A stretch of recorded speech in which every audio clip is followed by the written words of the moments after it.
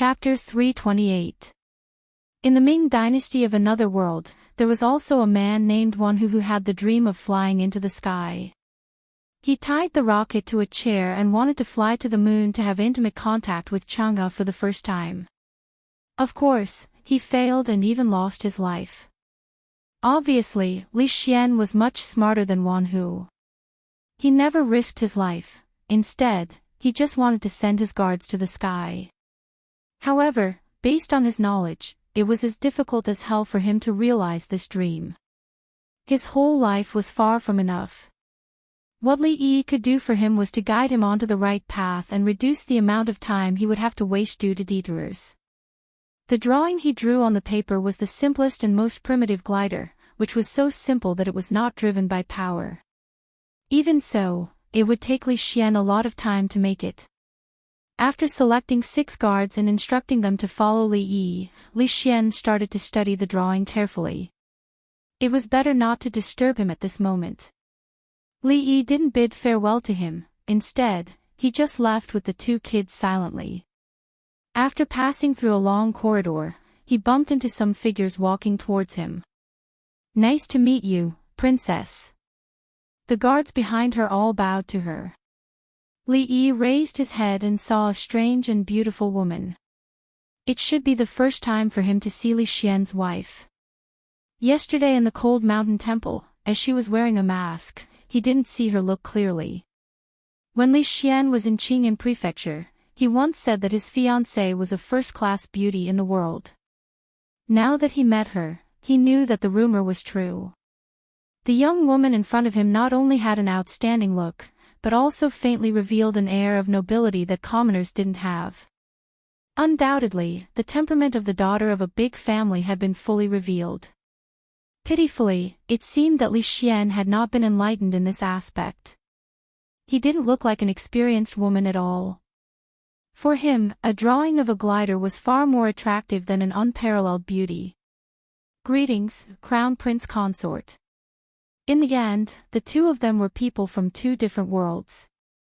Li Yi cupped his hands together and spoke softly. After seeing the other party nod slightly, Li Yi took large strides forward. The woman looked deeply in the direction in which Li Yi had left and said softly, "Yanji, do you know that young man just now?" "Crown Princess, that is Li Yi, Li. He is a friend of the Crown Prince from Qing'an Prefecture," a young girl beside her replied. She had originally been Ning Wang Fei's personal servant girl. This time, when Wang Yi and Wang Fei had returned to Qing'an Fu, they hadn't taken her with them. Now, all of the internal affairs of the Shizi Fu were personally managed by her. "Oh, he's Li Yi." The woman looked back at the direction of the grassy slope, her eyelids slightly drooping. Her husband had always liked to study those strange things and never socialized with others, including herself. It was as if no one could integrate into his world, except for that young man just now. The 2 of them did not talk much, but she had heard this name more than once. In this world, there should only be one person who could pat her husband's shoulder, right? She was really curious, what kind of person was he, or rather, what kind of person was her husband? Li Yi quickly forgot about Li Xian's beautiful crown princess. He still had many things to do. For example, bringing his aunt and grandmother to the inn's small courtyard. The old lady seemed to be sick and he needed to find a reliable doctor. After they went, did he need to buy some daily necessities? He didn't know if the inn would provide them. Of course, the most important thing was how he could explain to the old lady about his deceased mother. He had hoped for her for 20 years, but found out that his daughter had already passed away 10 years ago. It was said that the white-haired person had to send off the black-haired person, but what was even more tragic was that the white-haired person didn't even have the chance to send off the black-haired person. The old lady was already very pitiful. If she suffered such a blow again, it was hard to say if she could survive. But the truth couldn't be hidden. Li Yi couldn't think of a good way along the way. When he walked back to the alley again, he heard a noise coming from inside. He walked in quickly and saw a few strange men lying in front of the He family's door, wailing incessantly. The guards of the Leaf family stood at the side and looked at them coldly. There were also many people watching from afar. What happened? Li Yi walked over and asked. A guard came over and said, not long after young master left, these people appeared and wanted to stop us. Then we fought with them, and the result is like this. Obviously, although the guards of the Leaf family were not 1 in 100 or 1 in 1,000, they had no problem dealing with a few street bullies. Li Yi didn't even ask who ordered them to do this. Li Xian just told him that yesterday afternoon, the Qin family sent people to the Crown Prince's mansion to apologize, but they didn't even enter the gate of the Crown Prince's mansion. Now they couldn't even take care of themselves. These people should have been arranged by them before. Where are we going? The old lady had already woken up. She was helped out by Duanwu's mother. She murmured, "Did Lady Jade come to pick us up? Where is Lady Jade? Why didn't she come herself?" When the guards of the Leaf family helped her into the sedan chair, the wrinkles on the old lady's face smoothed out. The old lady had another son, who was Li Yi's uncle, who worked outside and went out early and came back late. Li Yi asked a guard of the Leaf family to wait here. When he came back, the guard would take him directly to the inn.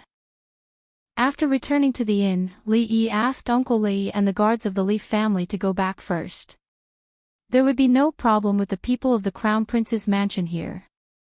Inside the room, Duanwu was carefully putting the delicacies that Brother Fatty had given her into the old lady's mouth. Li Yi stood in the courtyard and looked at the peaceful scene in the room from afar. He finally realized that he had a few more relatives in this world. The woman named He Xiao walked out of the room and came to Li Yi's side. She looked up at him and asked softly, "Child, tell Aunt, your mother." Li Yi sighed and said softly, "My mother, she passed away more than 10 years ago." The woman's body trembled. Even though she had already guessed the truth, her face couldn't help but pale. Tears instantly rolled down her face. "This matter, don't worry, I won't tell mother." The woman wiped the corner of her eyes and said, "After sister passed away, mother cried until her eyes went blind. For the past 20 years, she has been hoping for her to come back every day. Let's just hide it from her." Li Yi sighed again. He had always thought that crying until one's eyes went blind was just an exaggerated expression in literature. Only now did he realize that it was just his ignorance. Where's my grandson?" The voice of the old lady came from inside the room. Li Yi quickly walked in. Chapter 329. Dinner was sent over by the inn's waiter. The little fatty and Li Yi stayed for dinner. The little fatty, who had lived a luxurious life, clearly had little interest in the inn's food. Duanwu took the chicken leg that Li Yi had torn for her and gnawed on it.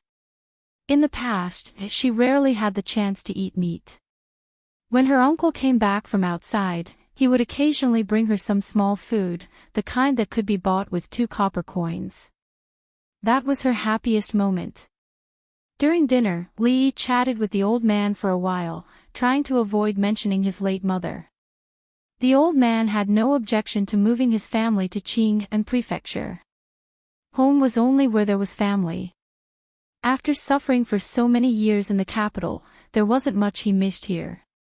Originally, he had been intentionally or unintentionally asking about Li Yi's mother. After hearing that Li Yi had a family, the old man's attention was diverted. He was clearly excited, and his empty eyes seemed to glow again. "Come to think of it, you're going to be crowned soon. You should hurry up and carry on the family line." The old man repeatedly said this during dinner. Speaking of this topic, Li Yi could only smile bitterly. If it wasn't for the matter in the capital, he would have started this great task a long time ago. After dinner and drinking medicine, the old man fell into a deep sleep. Li Yi looked at the sky. He had been busy the whole day, and it was time to go back. He left a few dozen taels of silver for Duanwu's mother to keep in case he needed it. Walking out the door, he saw a few guards of the Crown Prince's manor standing in the yard. "I'll have to trouble you for the next few days." Li Yi walked over and saluted them with his hands folded in front of his chest. "You're welcome, Li." The leading guard smiled and said, "Don't worry, with us here, there won't be any problems." As for the ability of the guards of the Crown Prince's manor, Li Yi was very confident. He didn't say much more. After waving goodbye to Duanwu, who had walked him to the door, he took the little fatty back to the Li family. He had just come out of the inn with the little fatty and the 2 guards of the Li family. When they were walking on the street, someone walked toward them. "Excuse me, young master.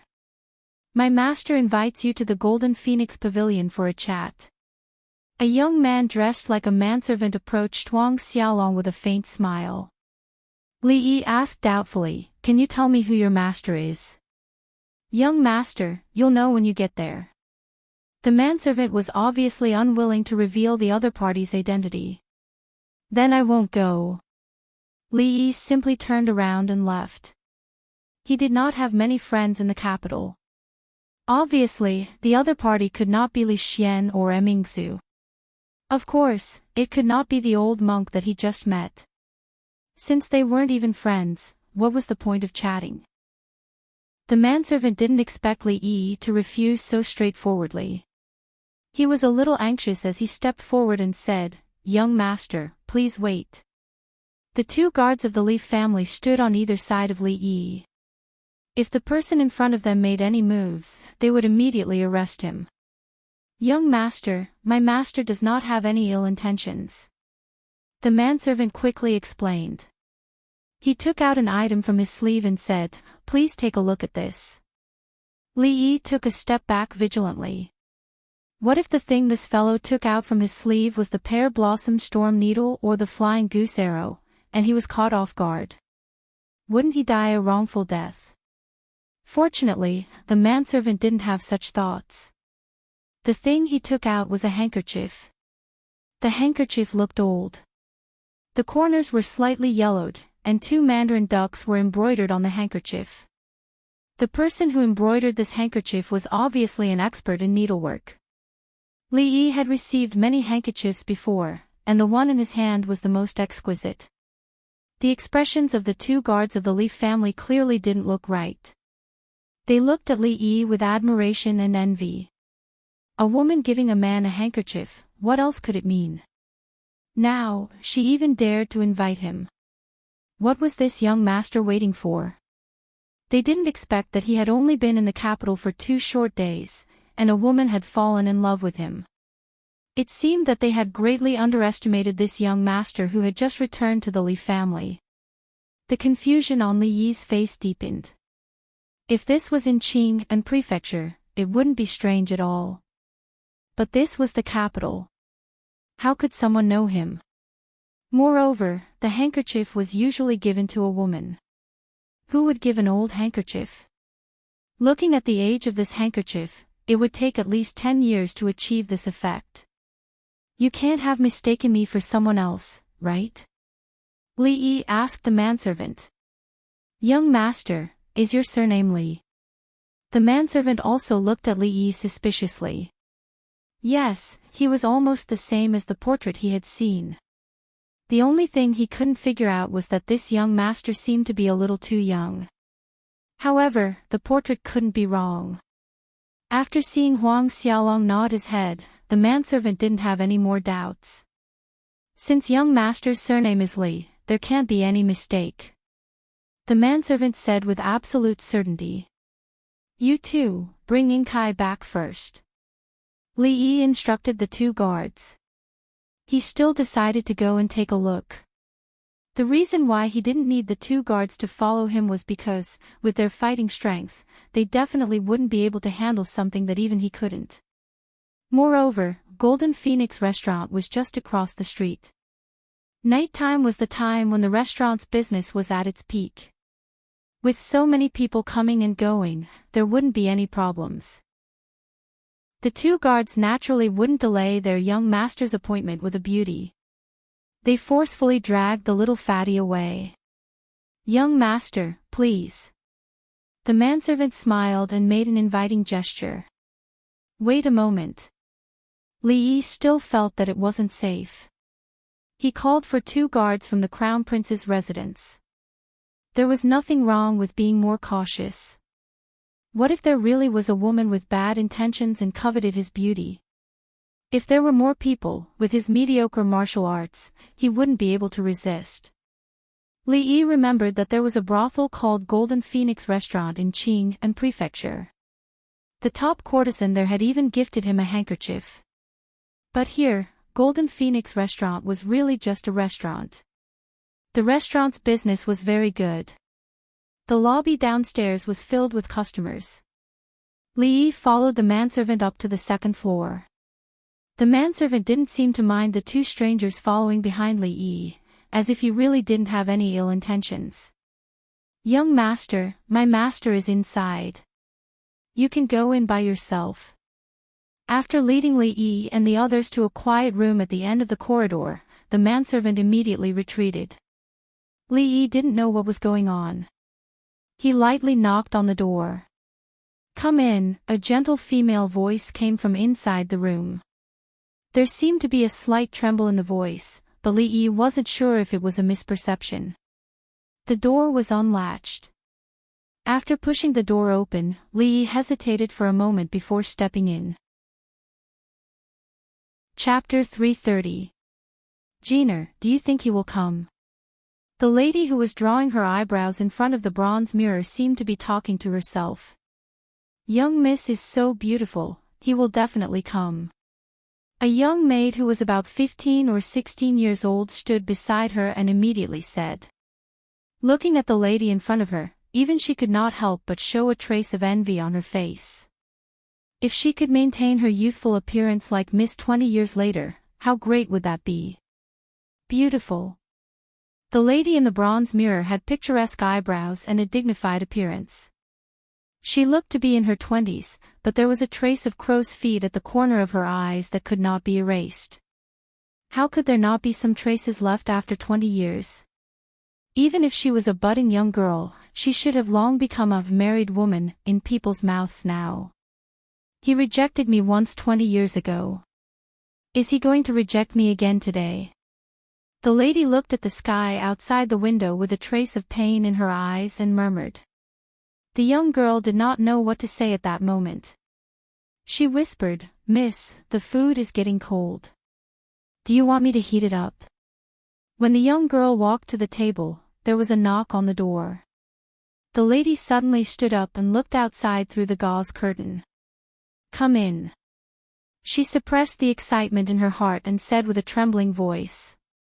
Li Yi still could not think of anyone else he knew in the capital apart from Her Royal Highness. Moreover, it was a woman who would give him a handkerchief. Of course, it was not from Her Royal Highness. If it was her, Li Yi would definitely run away with Rui in the night. There would be no need to miss old Madame's birthday. Anyone who dared to accept Her Royal Highness's handkerchief as a token of love must be tired of living. There was a table in the middle of the room with a few dishes on it. Opposite the curtain, there were 2 indistinct figures. The curtain was lifted and a young girl about 15 or 16 years old walked out quickly.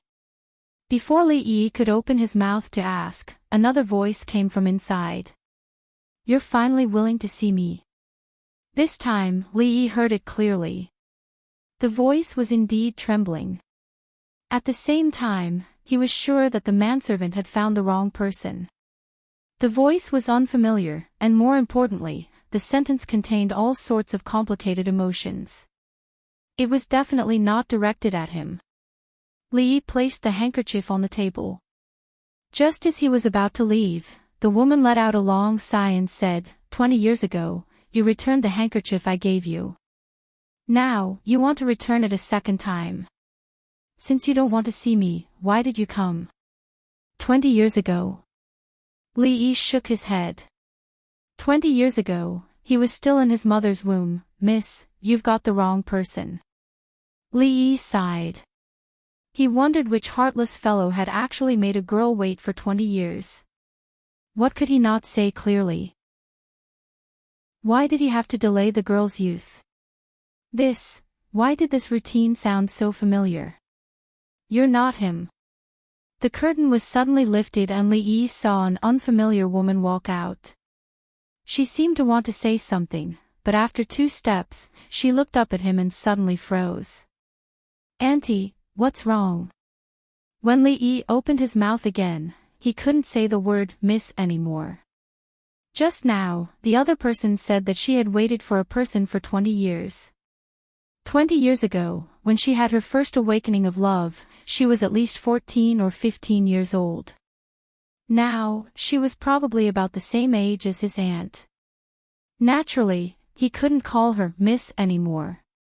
However, the other person seemed to have a technique to retain her youth. She looked like she was in her 20s even though she was in her 30s. If one didn't look carefully, they wouldn't be able to tell. Miss? The woman looked at Li Yi and bitterly laughed.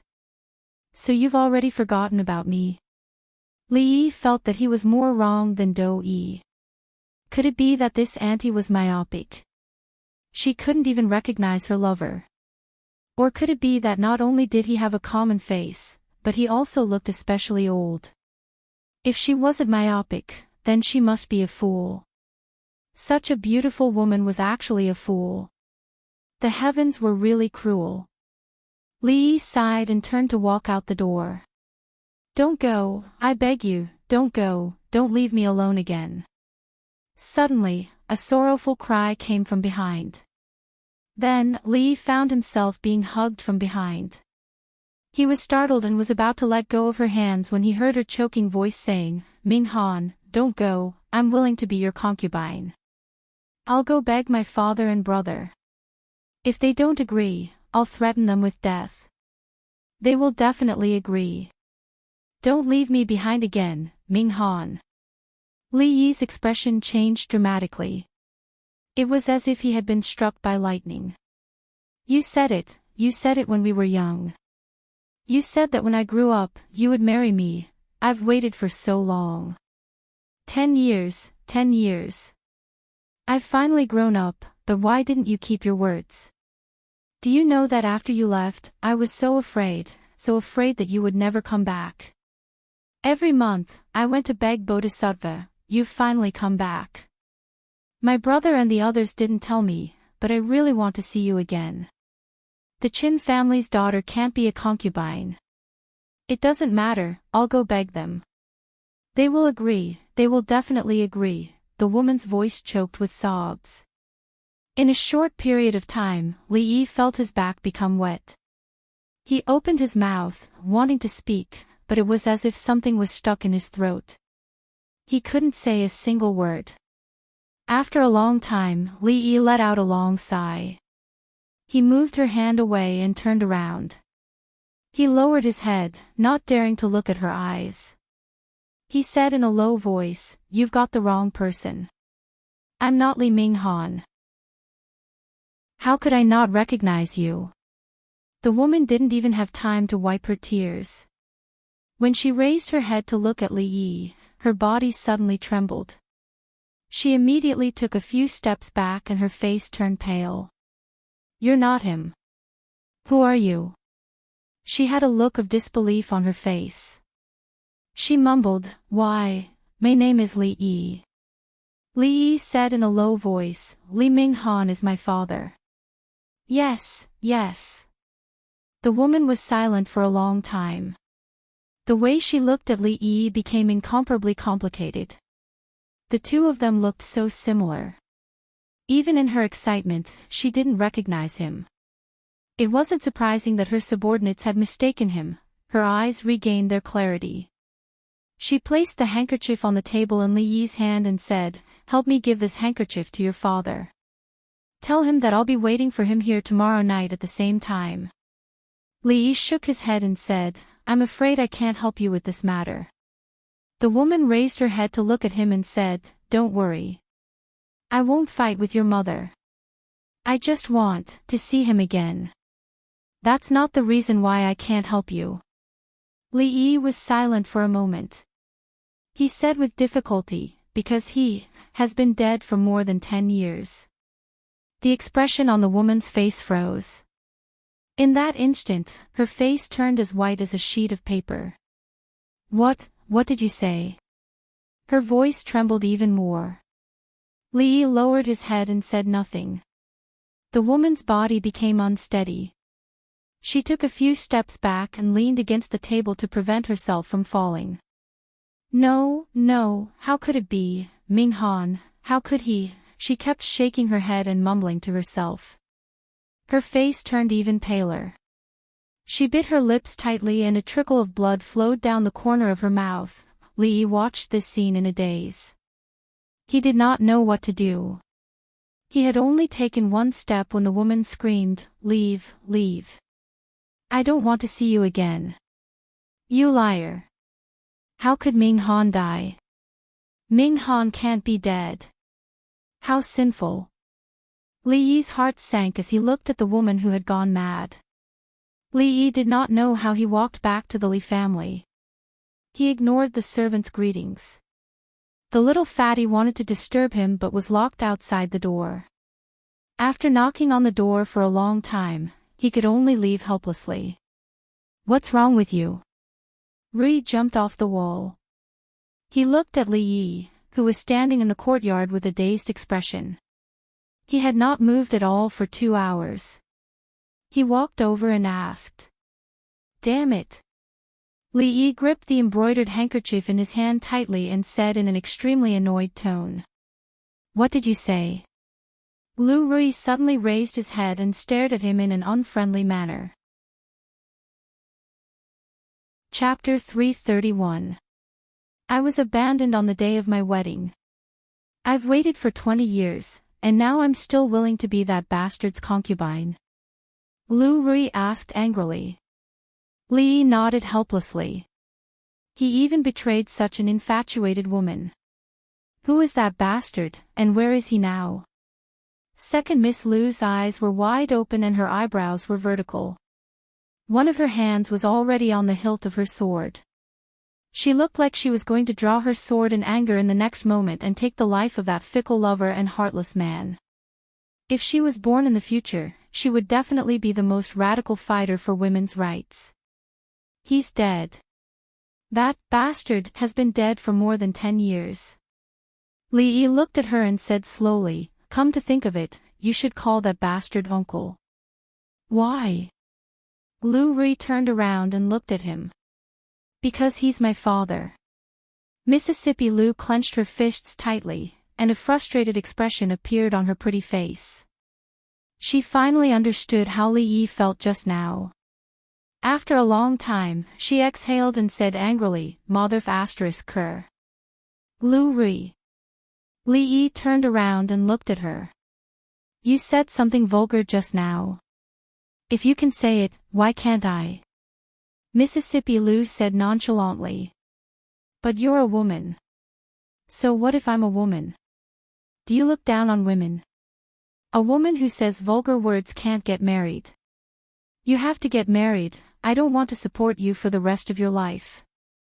Mississippi Lu's chest was heaving up and down, and her eyes were squinting. Even her breathing was getting faster. After a while, her breathing became steady, and she cracked her knuckles. She said calmly, "I suddenly remembered that I haven't tested your martial arts cultivation for a long time."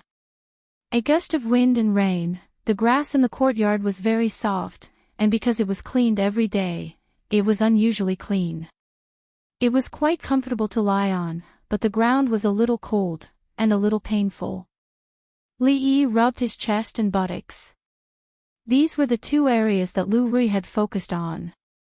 From the looks of it, she had indeed neglected her martial arts training. In the past, she could last a few more seconds without using her hands. After venting her anger, Second Miss Lu flew over the wall. Li Yi lay on the grass and looked at the moon. He took out the handkerchief from his pocket. When he thought about the look in the woman's eyes when he left, he couldn't help but feel a chill in his heart. As the legitimate daughter of a duke, she was willing to be a concubine so that she could be with the person she loved. She had persevered for 20 years and suffered indifference and criticism, but in the end, all she got was the news that the other party was no longer in this world. For someone who was infatuated with love, after experiencing such a thing, they would probably go crazy. If she could not get over the shock of this matter, the tragic ending was almost certain. She shook her head helplessly, and thought to herself, "Damn it, what kind of sin did I commit? The capital was indeed too complicated. I'd better go back to Qing and prefecture. Xiao Huan, Rui, wait for me." She didn't sleep well that night. She woke up early in the morning with dark circles under her eyes. She washed her face with cold water in a daze and woke up.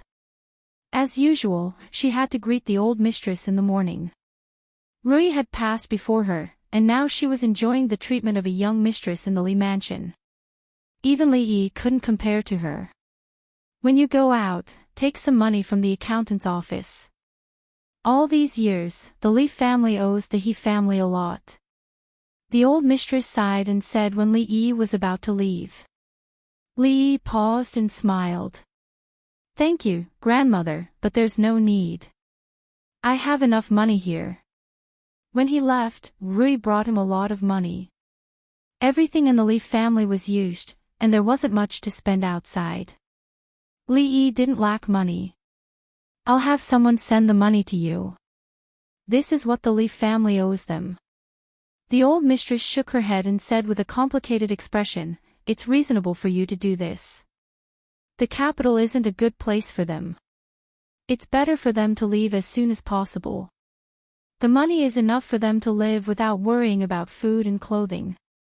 Her son, who was supposed to inherit the Li family and decide the rise and fall of the Li family, refused the marriage with the House of Duke and eloped with an ordinary woman. This caused the family to lose face. The old mistress also had resentment in her heart. However, 20 years had passed and both of them had passed away. The old mistress didn't want to talk about the past anymore. Li Yi didn't want to trouble the Li family with this matter. He bowed his head and left. In the backyard, Li Ming's wife, Madame Fong, looked at him with dissatisfaction and asked, "Do you know that he took all the He family members away?" Li Mingzhou was tidying up his official robes. When he heard this, he said, "This is what he should do. If it wasn't for the He family, the Li family wouldn't be like this. They owe us, we don't owe them anything. The old mistress wants to take 1,000 silver from the accountant's office to give them. What right do they have?" Madame Fong said angrily. "You don't need to care about this matter anymore." Li Mingzhe tidied up his official robes, glanced at Madame Fong, and strode out. Looking at his departing figure, Madame Fong's eyes flashed with resentment. She muttered, "I don't care. If I don't care, your position as the head of the family will be taken by someone else. Leaving the Li family is one thing, but why did you come back? Li Minghan is short-sighted and unscrupulous. His son isn't any better. He will only cause the Li family to decline even earlier. I'm doing this for the Li family, for you." Madame Fong looked out the door and said coldly, "The old mistress has become muddle-headed. There's still me. I definitely won't let the Li family be destroyed by an outsider. Is the third young lady inside?" In the Chin family, a middle-aged man asked the servant girl at the door. "Yes, the third young lady is inside," the 15 or 16-year-old girl said with a trembling voice, as if she was about to cry. "What are you afraid of?" Chen Chong glanced suspiciously at the servant girl, then pushed open the door and walked in. Behind the curtain, an exquisite woman sat by the bed. A smile appeared on Chen Chong's face as he said, "Miao Yu, the plum blossoms on Mount Han are just in time. Let the servant girls accompany you to take a look. Don't you like worshipping Bodhisattva the most? While you're at it, you can also go to the cold mountain temple to take a look.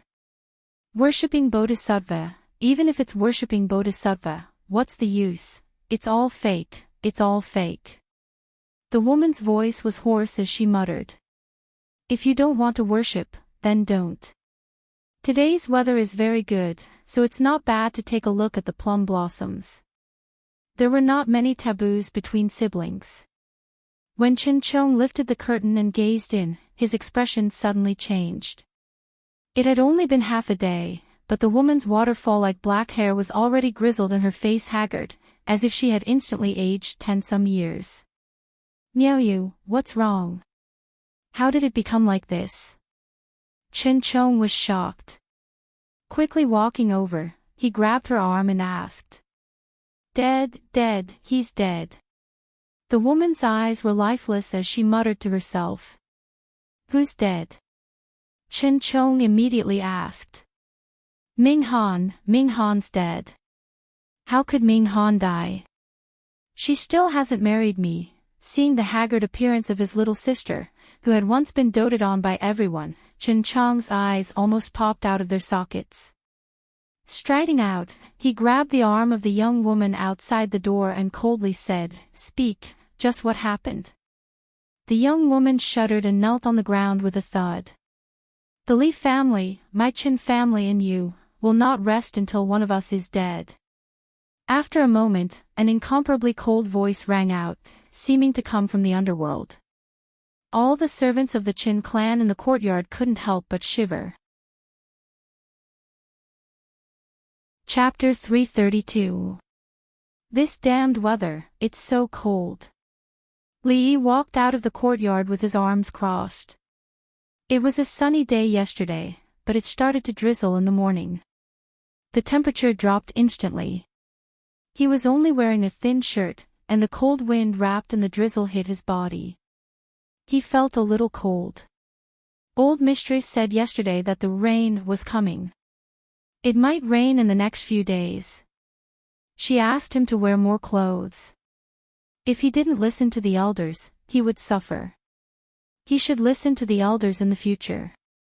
Li Yi couldn't help but admire the wisdom of the ancient people. They separated the 24 solar terms and created the most primitive meteorology. They could accurately predict the change of seasons and climate. On the rain day, it would rain when it was said to rain. However, it was reasonable to say that after this sunny day, the weather would gradually get warmer. It was a chilly spring. A cold wind blew again.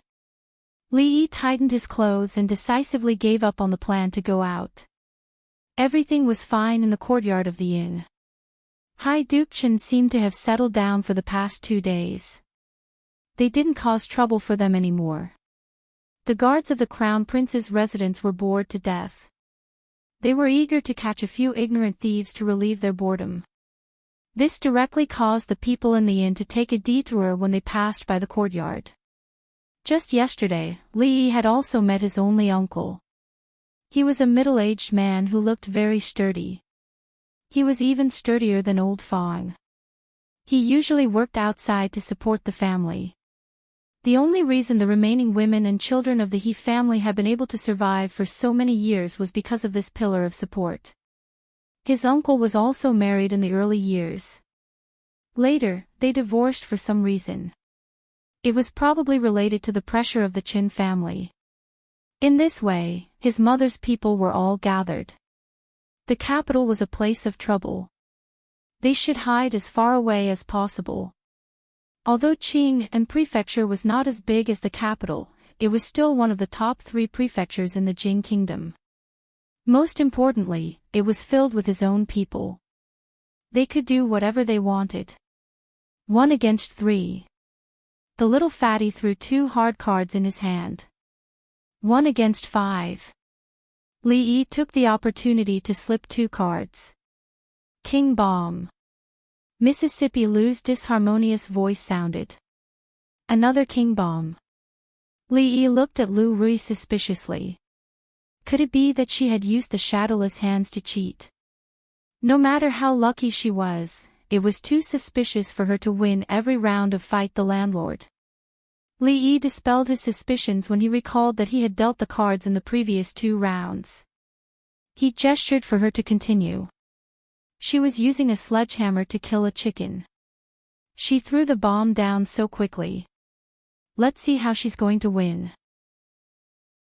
Little girl, you're just a rookie who just learned how to play landlord. You're still too inexperienced. Straight.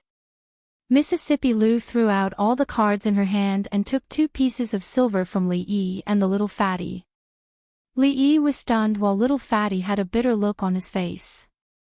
He had brought mahjong and poker with him, but he couldn't play more than 2 rounds before he was beaten to death by these newbies. Li Yi decided to go out and cool down. The rain outside was actually not heavy. At best, it could only be regarded as a drizzle. The whole world was shrouded in a thin layer of mist. The distant mountains were hazy, and the houses became a group of shadows. It looked quite artistic. Originally, he just wanted to wander on the street with an umbrella to relieve the depression of losing a few taels of silver to Mississippi Lou. Before he knew it, he had wandered to the front of a familiar mansion. "Young master, you're here to look for His Royal Highness, right? I'll bring you in now." The gatekeeper of Li Xian's estate had learned his lesson this time. When he saw a familiar figure in the distance, he immediately jogged over with a smile on his face. He was like a completely different person compared to his previous arrogant self. He didn't plan to look for Li Xian, but since he was already here and had nothing to do, he might as well go in and see how his research was progressing. "Young master, please wait here for a moment. I'll go inform His Royal Highness immediately." After bringing Li Yi to a spacious hall, the gatekeeper immediately retreated. Li Yi stood at the door and admired the rain outside. There was a plum tree in the corner of the front yard. The petals had been scattered by the wind. Li Yi walked out and saw the petals all over the ground. He couldn't help but feel pity. If these petals were collected, they would be good ingredients for making perfume. Plum-scented perfume could only be made in this season. It was a pity that he was far away in the capital and didn't have time to make these things. Otherwise, he would definitely make a fortune after a while. After a moment of regret, Li Yi turned around and walked back. A few figures walked out from the corridor on the left. Li Yi subconsciously raised his head to look, and when he saw the figures walking towards him, he stopped in his tracks. "Damn it!" he scolded in his heart. Wasn't it better to stay at home and play landlord? Why did she come out to wander around? Why did she have to come to the Crown Prince's residence? If she came, then so be it. Why did she have to come out to see plum blossoms? She wasn't Lin Dayu. Why did she feel pity for a pile of petals? She can't see me, she can't see me. Li Yi calmed himself down and silently recited this incantation in his heart. He slowly walked forward as if nothing had happened. When one foot crossed the threshold, a voice came from behind him. "Stop." Li Yi turned around and looked at the beautiful woman walking towards him. He asked with a puzzled expression, "Young lady, are you talking to me?" When he said this, his voice changed. Before the beautiful woman could speak, a young girl beside her glanced at Li Yi and said in a bad mood, "Is there anyone else here besides you?" Li Yi stared at the young girl. His meaning was obvious. "Bah, you are the one who is not human." The young girl was very smart and immediately understood Li Yi's meaning. A trace of anger appeared on her pretty face as she rebuked him. Ignoring the arrogant young girl, Li Yi bowed to the beautiful woman politely and asked, "May I know why this young lady asked me to stop? I haven't seen you for a long time and you have improved. I wonder how much you have learned in the art of changing your appearance and voice." The woman crossed her arms and a trace of a smile appeared on her lips as she looked at Li Yi with interest. Li Yi smiled awkwardly. What is this young lady talking about? This one does not understand.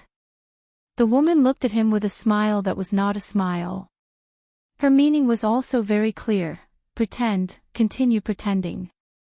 "Royal sister, you know her?" the young girl asked in surprise. Li Yi sighed in his heart.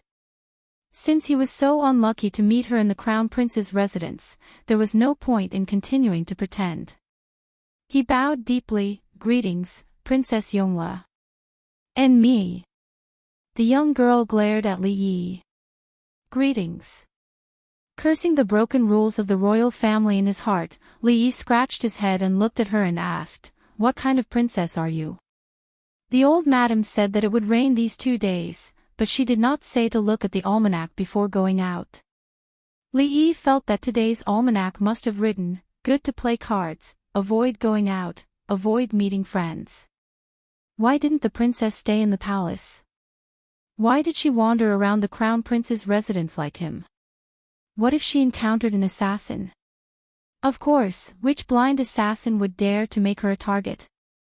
It was purely because they were tired of living. A group of assassins would not be able to withstand a few slashes from her.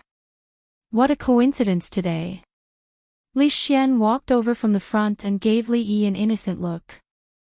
Of all times, he had to bump into Mingsu when she was about to leave.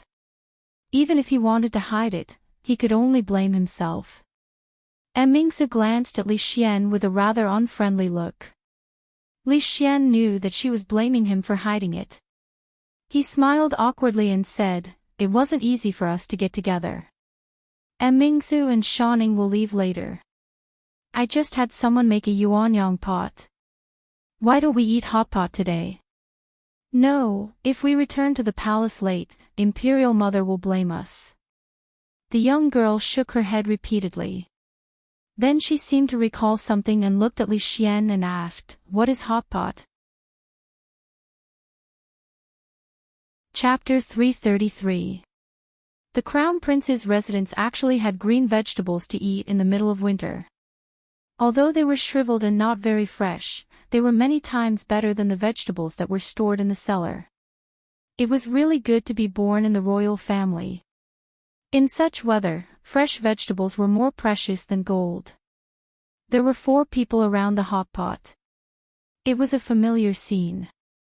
When he was in Qing and Prefecture, 2 members of the royal family often came here to freeload. This time, they could finally freeload. The little princess refused to say anything about returning to the palace earlier.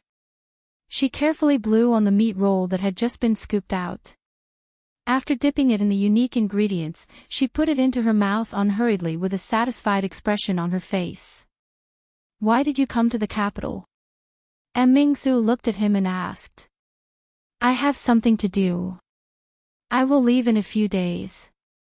Li Yi put some cooked vegetables in his bowl with serving chopsticks and answered casually. Li Xian had already asked this question once. It was quite complicated to explain. He was too lazy to explain it to her. It was more important to finish the meal and go home earlier. Mingsu said again, "Tianfa has been used in the army. We will know how powerful it is in a few days." Li Yi had no interest in heaven's punishment at all. She felt a little depressed in her heart. She was a princess of a country. What was the point of paying attention to these things all day long? Moreover, she had already seen the power of that thing. There was no doubt that in this era of cold weapons, whichever country the Jing state used gunpowder to deal with, that country would be out of luck. What is Tianfa? Li Yi was not interested. Someone else was interested. Li Xian pricked up his ears and asked with a gossipy face. "You will know in a few days." Li Yi scooped out the last piece of cooked meat roll from the pot, which made the little girl opposite him look at him angrily. The matter of Tianfa couldn't be kept a secret. Half a month later, the Jing kingdom would win a great victory, and the army would return to the capital. Then, everyone would know about this peerless weapon that they had used to besiege the enemy. "Once Tianfa makes a great contribution, my father will definitely reward you heavily." Mingsu continued. "What?" Li Yi stopped what he was doing. He looked up at her and asked, "Why are you rewarding me?" Then he realized something. He pointed at her angrily and said, "You didn't keep your promise." "Not me." Mingsu shook her head and said, "I only found out about it later, but Imperial Father never sent anyone to find you. You should know how much he values you." Li Yi's mood immediately fell to the bottom of the valley. He had thought that the old emperor, who was so busy every day, would have long forgotten who he was. However, with something like gunpowder, no matter how stupid or muddle-headed he was, he would not pretend that he did not know. It seemed that he couldn't underestimate the highest authority in this country. God knew if there were any special agents or spies around him. He had to be careful in the future. The most depressing thing was that he couldn't figure out what he was thinking at all.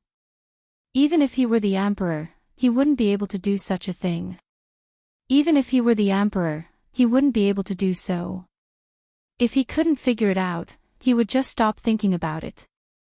He would deal with it when it came. What he needed to do now was to fill his stomach. Imperial father won't reward him. The little girl snorted coldly. Obviously, she was still brooding over the fact that she didn't snatch Li Yi's meat. What exactly is Tianfa? Li Xian looked at the two of them in confusion. He felt as if his heart was being scratched by hundreds of claws.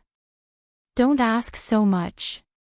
Li Yi glanced at him and said, "You will know when it's time to know." Seeing that both Li Yi and Emingsu remained silent on this matter, Li Xian nodded as if he understood. He really didn't ask any more questions.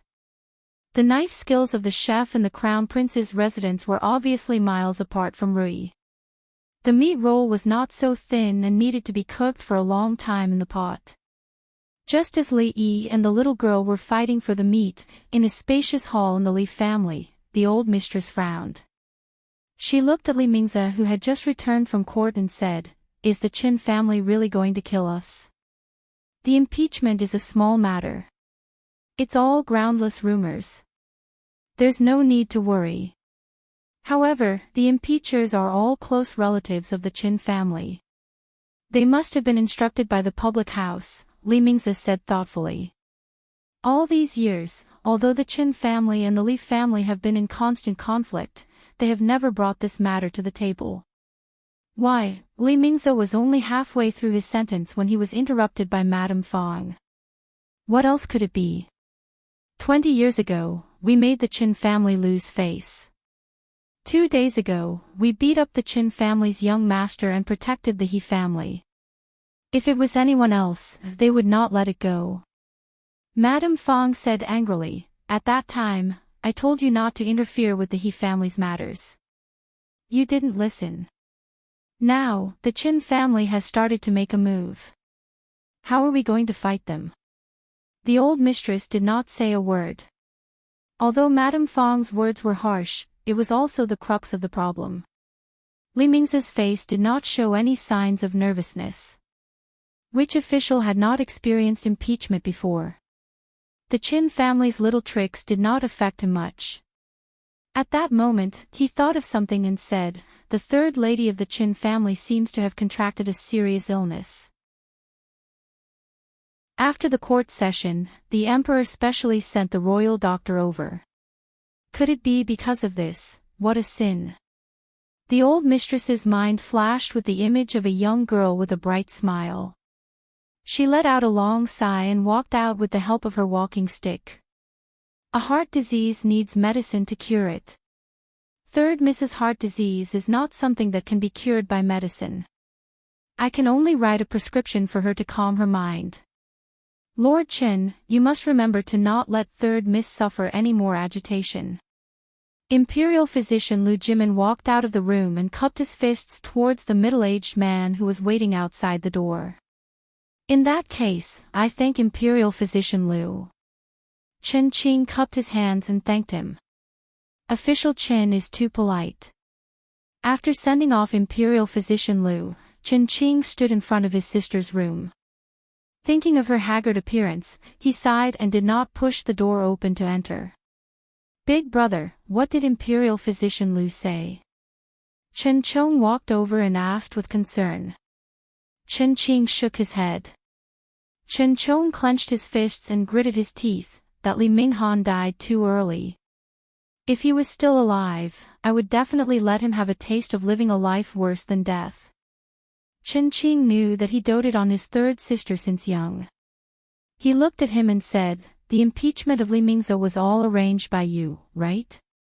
Chen Chong did not answer. Chen Qing sighed and said, as the dignified left assistant minister of the Ministry of Appointments, a few impeachments did not have much effect. In the imperial court, there are many people who are on good terms with the Li family. What you want to do is not so easy. Are you going to let third sister's death be avenged? Chen Chong's eyes were bloodshot as he gritted his teeth and said. Chapter 334. Look at the bigger picture. After a moment of silence, Qin Qing slowly said, today, His Majesty has decreed that Qin Yu will be transferred to Zhangzhou. He will take up his post immediately. This is a blow to our Qin clan. It seems like His Majesty is not happy with us. You are the future head of the family. I don't mind if you look at the bigger picture, Qin Chong coldly said, but the Li family ruined little sister's life. Seeing her like this, don't you feel bad? His Majesty's health is not well, and the position of Crown Prince has not been decided yet. The situation in the court is unstable, and we cannot make enemies everywhere. The Li family's matter involves many people. Prince Ning is staying in the capital as the supervising inspector and has an ambiguous relationship with the Li family. Now is not a good time to make a move, Qin Qing said in a low voice. Are we just going to watch our little sister suffer like this? I can't take this lying down. Chen Chong gritted his teeth and said, then turned to leave. Qin Qing looked into the distance and clenched his fists. After a moment, he slowly relaxed them. Take good care of the young miss, he ordered the servant girl at the door and left with a desolate back view. Oh, the Arabic numerals and the new method of counting that you taught me are gradually being implemented in the Imperial College. When the time is right, it can be implemented to the whole country. In the future, anything that requires counting will be much easier and more convenient.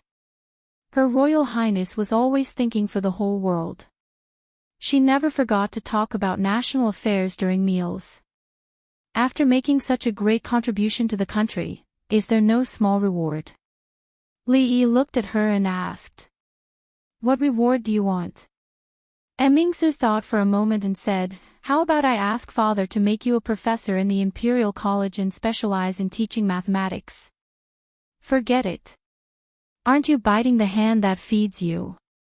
Li Yi immediately decided not to reward him for being a teacher to a bunch of pedantic scholars. The little girl who was scooping up the mutton from the pot looked up at Li Yi and asked, what? That strange thing, it was you who made it. Li Yi thought to himself that the current emperor really did not pay much attention to the education of the princes. What did he mean by, made it? The little girl glared at him fiercely and said discontentedly, so it's you. What kind of lousy number is this? I just didn't write it out. Sir even hit my hand. It's all your fault. Do you still want to eat this piece of meat? Li Yi didn't even look at her as he scooped up the last piece of mutton from the pot and asked. Eat. The little girl suddenly forgot about the slap on the hand and reached out to grab it without any regard for etiquette. This bad guy always snatched meat from her. If it was in the palace, she would definitely ask her father to beat him. However, in the palace, she always ate with her mother. During the meal, she was not allowed to speak. Even the position where she held the chopsticks was very particular. If she made any noise while eating, she would be scolded by her mother. In comparison, she still preferred this place. Furthermore, the food in the palace wasn't as delicious as the one here. Imperial sister had just said that this delicious, hot pot was made by this rascal. Based on this matter, she would forgive his rudeness. Elder brother Xian said that this bad guy's cooking was very delicious. When he returned to the palace, he would ask his imperial father to send people to capture him and make him cook for him every day. He would make him fight for meat with him. As this image appeared in her mind, the little girl couldn't help but laugh out loud. Li Yi looked at the little princess with pity. He felt that she wasn't very favored in the palace. She was so happy to eat a piece of meat. So there were also different ranks of princesses. Poor child, she must be the lowest rank. After a satisfying meal at the crown prince's residence, the little princess was escorted back by the palace guards. Li Yi strolled on the streets to digest his food while the princess walked beside him. Since the matter of Tian Fa couldn't be hidden, our original agreement is now invalid. Li Yi said as he walked. No, I didn't say anything. Mingzu straightforwardly refused. You're acting shamelessly. Li Yi turned to look at her. We originally agreed that Tian Fa was discovered by Shunliang first. The agreement was also built on this premise. Now that the matter has been exposed, the agreement naturally doesn't hold. I only promised you that I wouldn't tell my imperial father about this matter. Mingzu said lightly. I did this and didn't violate the original agreement, so the agreement is still valid. She wouldn't lie about this matter. Li Yi thought about it carefully. What she said seemed to be the truth.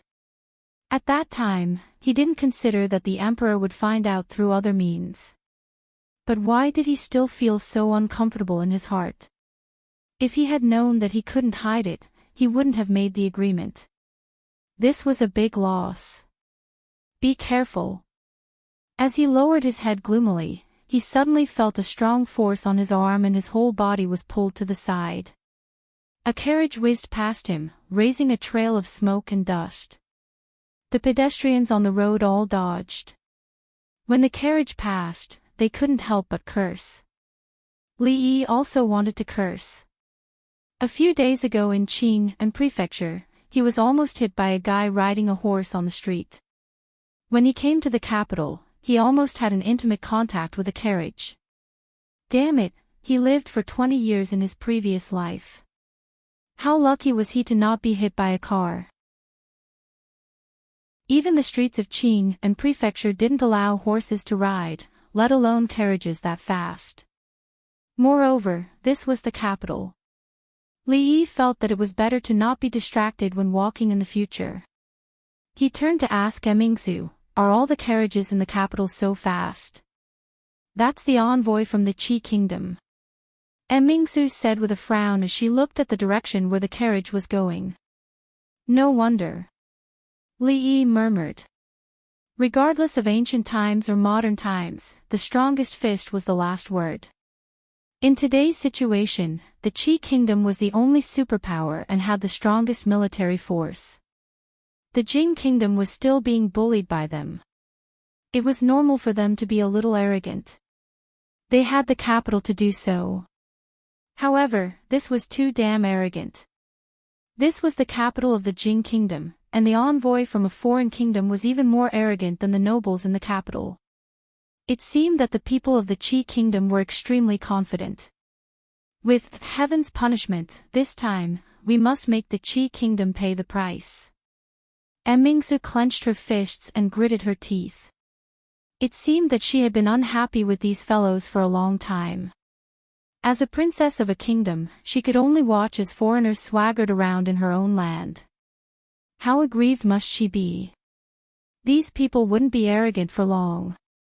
In today's world, if gunpowder was used well, it was no different from a nuclear weapon. Once heaven's punishment was used, the warhorses would be useless and the cavalry of the other party would be useless. It was said that the cavalry of the Qi kingdom was the bravest. No one dared to resist their iron hooves. If the cavalry was useless, their combat power would be reduced by at least half. With a few clay pots thrown out, harvesting people was no more difficult than harvesting straws. Chapter 335. As a princess of a country, especially a leftover princess, what she should worry about the most was not marriage, but whether she would be sent to another country for a peace marriage or whether she would be betrothed to some idiot from a minister's family. As a woman, her martial arts skills were unreasonably high, and she hated evil as if it was her enemy. She was full of national pride, wholeheartedly devoted to the country and the people, and always wanted to exploit others. No wonder she didn't get married even though she was so old. If all the princes of the Jin kingdom could be half as good as she was, after the death of the old emperor, the Jin kingdom would have no problem to maintain its power for decades. If nothing unexpected happened, after the war with the Qi kingdom, the Jin kingdom's deterrence among all the countries would increase by more than one level. Moreover, divine punishment was just the beginning. Gunpowder could not only be used as bombs, but also guns and cannons. In the future, they would be antiques, but in the present, they were definitely great inventions at the forefront of science and technology. According to the law of historical development, with the appearance of black gunpowder, these things should be born soon. Last time, he suffered a big loss. This time, Li Yi didn't want to be the first bird to stand out. Anyway, divine punishment was enough for them to play with for many years. After saying goodbye to Mingzu, he walked back to the Li family alone. At the door, he saw his second aunt, Madame Fong, and two maids getting into a carriage. Before Li Yi greeted her, she snorted coldly. As usual, she didn't even want to pretend to be kind. Li Yi didn't care. It was not the first time he met his second aunt, who was difficult to get along with. He could understand her resentment and dissatisfaction. After all, he was the eldest grandson of the Li family, the only child of the eldest branch. In the big families where the second and third branches were powerful, this was a principle that must be adhered to. Today, there were many unfamiliar faces in the Li family.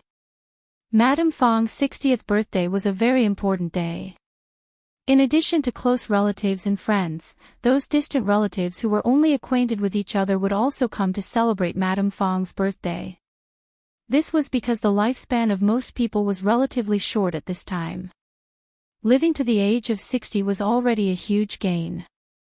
For special birthday celebrations like the 60th and 70th birthdays, the rich families would hold a grand celebration. Everyone in the residence was busy, as if it was the new year. In this way, Li Yi seemed especially idle. Apart from copying scriptures and going to Li Xian's place to watch him fly a kite when he was tired, he would also give a few constructive suggestions. Most of his time was spent playing landlord with Mississippi Lu.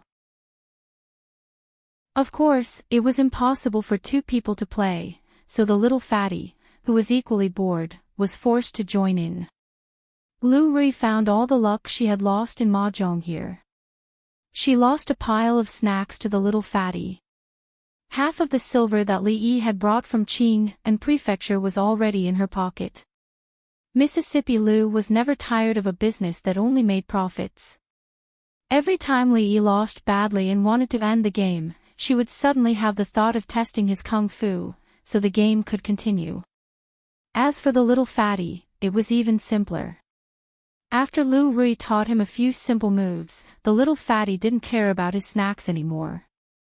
He even took out his treasured things. It was just that after he tested the power of those moves, the parents of the younger generation in the residence came to find him. The next day, he could only lie on the ground while playing mahjong. "Big brother, what do you think I should prepare for Grandma's birthday?" the little fatty said while lying on the soft mattress and rubbing his butt. The little fatty had been hanging around Li Yi recently and was used to letting him make decisions for him. Li Yi arranged the tiles in his hand and said, "As long as you don't want to give her your treasured candied plums and pastries, anything is fine." "Why?" Having his thoughts read, the little fatty raised his head and stared at Li Yi with widened eyes. "My mother said that the gift has to be unique." With the little fatty's reminder, Li Yi remembered that as the eldest grandson, he also had to prepare a gift for old grandma. He couldn't afford something too expensive, but something too cheap showed no sincerity. He had to think about it carefully. While Li Yi was thinking about this, Lu Rui made a vague gesture with one hand. The little fatty understood and secretly passed a tile over. In the morning, Li Yi couldn't even afford a cheap gift. He borrowed a few dozen taels of silver from Mississippi Lu and wrote a promise that he would return double the amount when he returned. Only then did his wallet become a little fuller. The little fatty followed him like a bug. He promised the little fatty to fly on the kite for a while when he went to Li Xian's residence this time. A fine horse galloped towards them from behind, and Li Yi hurriedly pulled the little fatty along to avoid it. They watched as the armored knight galloped past them, quickly disappearing from their line of sight, leaving behind a messy street and the curses of the passers-by. The next time they met, he needed to remind the princess that it was time to discipline this kind of reckless galloping in the city. Out of the way, out of the way. In a place where Li Yi couldn't see, the knight shouted in a hoarse voice, looking as if he hadn't slept for a few days and nights as he galloped straight for the palace gates. At this time, in the throne room, the morning court assembly that usually ended a long time ago had been delayed by more than 2 hours. The current emperor sat on the dragon throne with a gloomy expression. The court was noisy as the civil and military officials were arguing over something. Your Majesty, I accuse the envoy of the Qi kingdom of being presumptuous and reckless. He had recklessly galloped his horse in the city and injured several people. I sincerely ask for your Majesty to punish him according to the law. A young official stepped forward with a ceremonial tablet in his hand. The noise in the court stopped for a moment.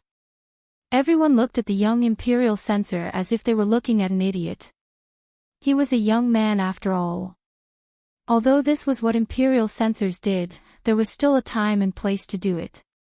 Was he talking about the envoy of the Qi kingdom who had recklessly galloped his horse? No one paid attention to the young imperial censor. An old man stepped forward and said, Your Majesty, I think that ceding a city to the people at the borders can save us from suffering and reduce the casualties of our soldiers. I second the motion. I second the motion. As soon as the old man finished speaking, several more people stepped forward to express their support. **T. Every inch of the Jing kingdom's land was won by the blood and sweat of our soldiers. If the Qi kingdom wants it, we'll fight them with real swords and spears. What's there to be afraid of? **T envoy. They should be dragged out and beheaded. Do they really think that the Jing kingdom is a pushover? Your Majesty, give this old official 100,000 elite soldiers. We'll definitely wipe out the Qi kingdom. Emperor Jing rubbed the area between his brows as he watched the court hall turn into a wet market. A first-rank official was cursing like a shrew. When he looked down at the envoy of the Qi kingdom, his expression became even more gloomy. Chapter 336. The civil and military officials argued endlessly. The envoy of the Qi kingdom had an arrogant look on his face. In terms of national power, the Qi kingdom was a well-deserved hegemon. Although the Li royal family had once prospered and created a flourishing age, that was a matter of the previous dynasty. As an envoy of the Qi kingdom, he could stand tall in any country. I have something to say. At this moment, another person stood up. The voices of the people arguing became slightly weaker. This was because the person who stood up was the new capital governor, Dong Wenyun. He was favored by the emperor. His words played a decisive role in the current situation. What do you think, Dong Wenyun? Emperor Jing raised his eyebrows and asked. Dong Wenyun said solemnly, every inch of land in the Jing kingdom must be fought for. The ancestral teachings left by the great ancestors cannot be changed. Dong Wenyun only said one sentence and retreated to the side. However, he had directly expressed his position. In the court, many people frowned. Dong Wenyun was born a poor scholar and did not belong to any faction in the court. Now that he had shown his attitude, he stood opposite to the peace faction. An old man with white hair and beard said seriously, the Qi kingdom has a strong military force. If the stalemate continues, it will be disadvantageous to the Jing kingdom. Now that the national treasury is declining, it is difficult to continue. If the war continues, I don't know how many soldiers will lose their families. Your Majesty, please reconsider. Nonsense. The Qi kingdom has the heart of a tiger and a wolf. If we concede once, there will be a second time. What are you going to do then? Continue to retreat? An old general said angrily. In a few words, the court seemed to have developed into a vegetable market again. Emperor Jing could not hide his disappointment. There were many civil and military officials in the court, but there were countless extraordinary people. However, when they encountered real trouble, no one could help him solve his problems. Just as Dong Wenyun had said, the teachings of the ancestors could not be ignored. The Li family of the former Tang dynasty was so mighty that with a single command, all nations would obey. When would he be able to achieve this in his hands? He coughed twice and his chest began to feel stuffy again. Looking at the situation below, Jing Di could not help but feel sad. His panting became more and more serious. There was not much time left for him. A ghostly figure suddenly appeared outside the palace door. After a few flashes, it appeared beside Emperor Jing. Changde whispered a few words into Emperor Jing's ear. Emperor Jing suddenly raised his head. His eyes flashed and he asked loudly, "Really?" Changde nodded his head and said, "The messenger has been rushing about for several days to deliver the good news." After entering the palace, he fainted. "I have already sent someone from the Imperial Physician's Bureau over." He took something out of his bosom and gave it to Emperor Jing. He said, "This is the report of victory. The wax is intact. Your Majesty, please take a look." When the good news was delivered to Emperor Jing, he couldn't help but open it and look at it. "All right." After quickly skimming through the contents of the letter and seeing the seal of the great general at the end, Jing Di slammed the table and laughed out loud. All the civil and military officials raised their heads. They didn't know what happy event had happened. How could His Majesty be so happy at such a critical moment? Although you are the envoy of the Qi Kingdom, you have to abide by the laws of the Jing Kingdom in the territory of the Jing Kingdom. This matter will be handled by the Supreme Court and handled according to the law. Jing Di stood up and looked at the young censor who had just spoken. He asked, "What's your name?" The young censor had just been scolded by his superior. At this time, he had not recovered. When he heard His Majesty's question, he was stunned for a moment. "Answer His Majesty's question quickly." An old man beside him gently tugged at his sleeve. He was extremely puzzled. His Majesty had instructed the Supreme Court to handle this case. His intention was to severely punish the envoy of the Kingdom of Qi. However, the strange thing was that they had selectively ignored this matter just now.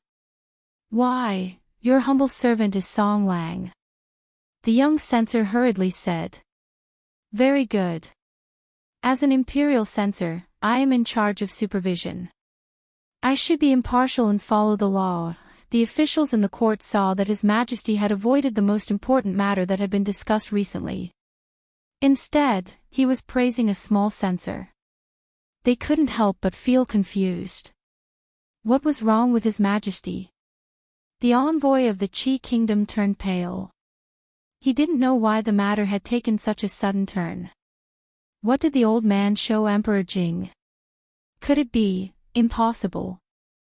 Absolutely impossible. As he was thinking about this, a guard in the hall had already received his signal and led him away. "Your Majesty, the envoy's identity is special. You must not." The envoy represented the face of a country. If His Majesty punished the envoy of the Qi Kingdom over a small matter, it would be a disgrace to the Qi Kingdom. An old official's expression changed. He was about to speak when Emperor Jing impatiently waved his hand and said, "We have won a great victory at the border. The soldiers of the Jing Kingdom defeated the Qi Kingdom's army by 100,000. We killed 30,000 and captured 20,000. The rest fled in panic. General Su Dingyuan took advantage of the victory and pursued them. He has already taken 2 cities." As soon as Emperor Jing said this, the expressions of the officials in the court changed. They were dumbfounded. The first thought that came to their minds was that they didn't believe it. When did the invincible Qi Kingdom's army become so weak? Not only did the Jing Kingdom win, but it was a great victory. They had taken 2 cities. Were the soldiers of the Qi Kingdom useless? How did they do it? How could the officials not know the strength of the Jing Kingdom's army? This didn't make sense. Not to mention the civil officials, even the generals didn't believe it. At this moment, whether it was the peace faction or the war faction, everyone was thinking the same thing. Was His Majesty joking? However, even the most muddle-headed emperor wouldn't joke about this kind of thing.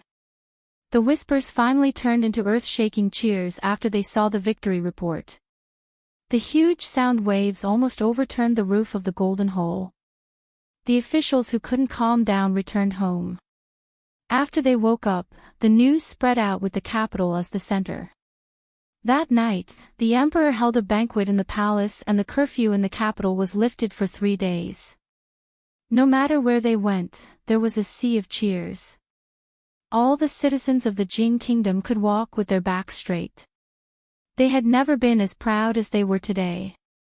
They loudly boasted about the great achievements of the Jing Kingdom soldiers. They talked about how they defeated the millions of soldiers of the Qi Kingdom with 50,000 soldiers and horses. They talked about how General Su Dingyuan was like a god who had descended to the mortal world.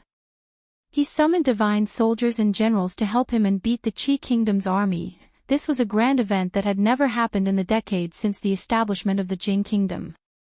The tavern was open all night. Whether it was the scholars or the heroes of the Jianghu, they could all be seen in the small tavern. They recited poems and performed sword dances. For the past few days, the people of Qi living in the capital didn't even dare to step out of their houses. Li Yi learned from the princess that the envoy of the Qi Kingdom was recuperating in the Honglu Temple. He wouldn't be able to get out of bed for at least half a month. From this, it could be seen that people who exceeded the speed limit never had a good ending.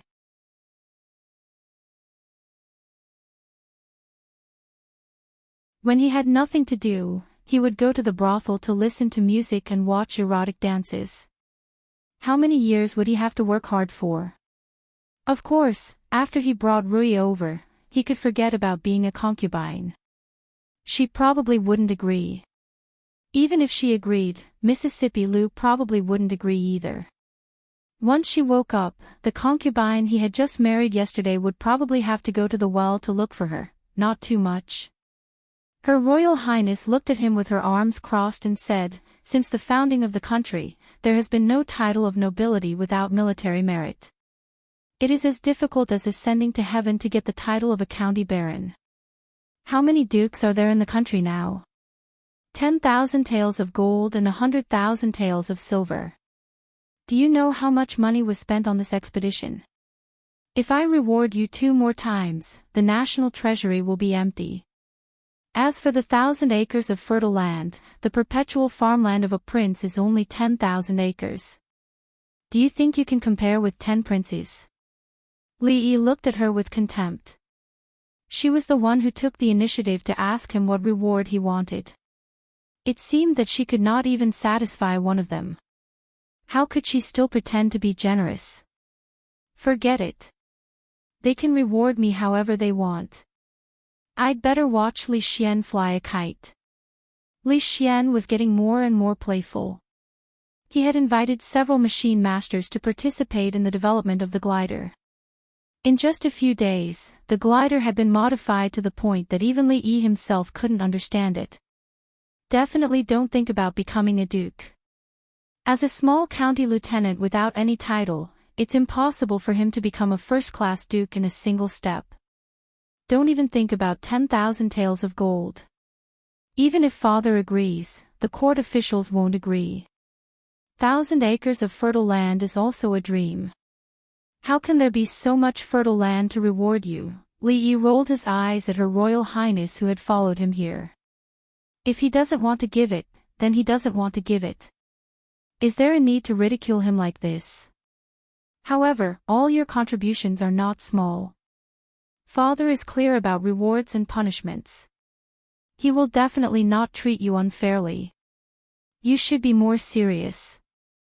Don't always think about fooling around with him. Seeing Li Yi's absent-minded look, Mingzu frowned and said. Li Xian showed that he had been implicated even though he was not doing anything. He walked over and said discontentedly, "What do you mean by fooling around with me? I'm also sharing Uncle Emperor's worries. Think about it. If they could fly higher, wouldn't they be the best spies on the battlefield? How many soldiers, horses, provisions and fodder does the enemy have, how many routes they are divided into, how the terrain is, and where the ambush is? Wouldn't it be clear at a glance?" In order to prove that he was not fooling around with him, Li Yi added, "Think about it. If our people fly above the enemy and throw down all the heavenly punishment they carry, what will happen?" In his lifetime, Li Xian's creation of the most primitive bomber was something to look forward to. As long as something beneficial to the country was mentioned, Her Royal Highness would immediately become serious. She looked at the guard who could already fly over the treetops thoughtfully. "Your Majesty, the envoy of the Qi Kingdom has recuperated in the office of the Grand Herald for a few days. After presenting the memorial, he is ready to leave the capital." Emperor Jing did not seem to hear Changda's words. He played with a clay pot without a fuse in his hand and said, "It's a pity that I didn't see the Jing Kingdom's soldiers defeat the Qi Kingdom's army with my own eyes. Subject Su's contributions in this battle cannot go unnoticed. He will be conferred the title of Great General who supports the kingdom. When the army returns, I will personally come out to welcome them and reward them." A rare smile appeared on Changda's dead face. This victory was of great significance to the Jing Kingdom. His Majesty's long-cherished wish was to make the Jing Kingdom stronger in his lifetime so that it would no longer be bullied by foreign countries. Now, he had finally taken the most important step. With this battle, His Majesty's prestige would increase greatly. It would be enough to shut the mouths of countless people in the imperial court. Subject Yen reported today that the appearance of horseshoes has reduced the cost of horses by more than 60%. The Ministry of Justice has also submitted an official document, intending to vigorously implement the law of interrogation in Anxi County. If this law can be implemented in all counties, it will reduce many cruel officials. The Imperial Physicians Bureau has jointly submitted a petition to claim credit for Anxi County Lieutenant Li Yi. His cardiopulmonary resuscitation and suturing of wounds have made great contributions and can save countless lives. They are even more useful on the battlefield. In the battle with the Qi Kingdom, if not for his heavenly punishment, we would probably still have lost, let alone seize the city and expand the territory. Emperor Jing muttered to himself. One by one, he was very familiar with the things that Li Yi had done in the past 6 months. I can see that he is an unexpected soldier. In terms of governing the country, most people in the imperial court are better than him. However, no one can replace what he can do. The smile on Changda's face deepened. He said, "Today is the 60th birthday of the old mistress of the Li family. That lazy boy can't wait to get as far away from the capital as possible. We must be careful that he doesn't run away." Emperor Jing smiled and said, "I am glad that I went to Qing and Prefecture that time. Otherwise, how could I have gained so much, father, father?" A clear voice suddenly sounded from the door of the hall. A smiling figure ran in. The 2 guards behind her ran into the hall. They looked terrified and were about to kneel down to ask for forgiveness. Emperor Jing waved his hand and said, "That's enough. You can leave." Then, he turned his head to look at the little girl in palace attire and asked, "Shaning, why are you free to come to father's place today?" "I just came to see father." The little girl giggled and skipped over. Chapter 338. Jing Di held the little girl in his arms and gently scratched her nose. He said, "Tell me, why are you looking for me? You are not allowed to let me hit teacher." In the eyes of the courtiers and people, he was the emperor above all others. However, in front of his children, he just wanted to be a good father. "Oh, I have already forgiven teacher for hitting him." The little girl twisted her body and said, "Shaning wants to eat hot pot." "What is hot pot?" Jing Di was startled. A trace of doubt appeared on his face as he asked. "Father doesn't know." The little girl was a little surprised. In her heart, her father was omniscient. She never thought that there was something that her father didn't know. After being surprised, she waved her little hand and said, "Then, father, help Shaning catch a bad person and bring him into the palace." When he looked down and saw the little girl's eyes moving around, he knew that this was her purpose. He felt a little funny and asked, "Tell father, which bad person dares to offend our Shaning?"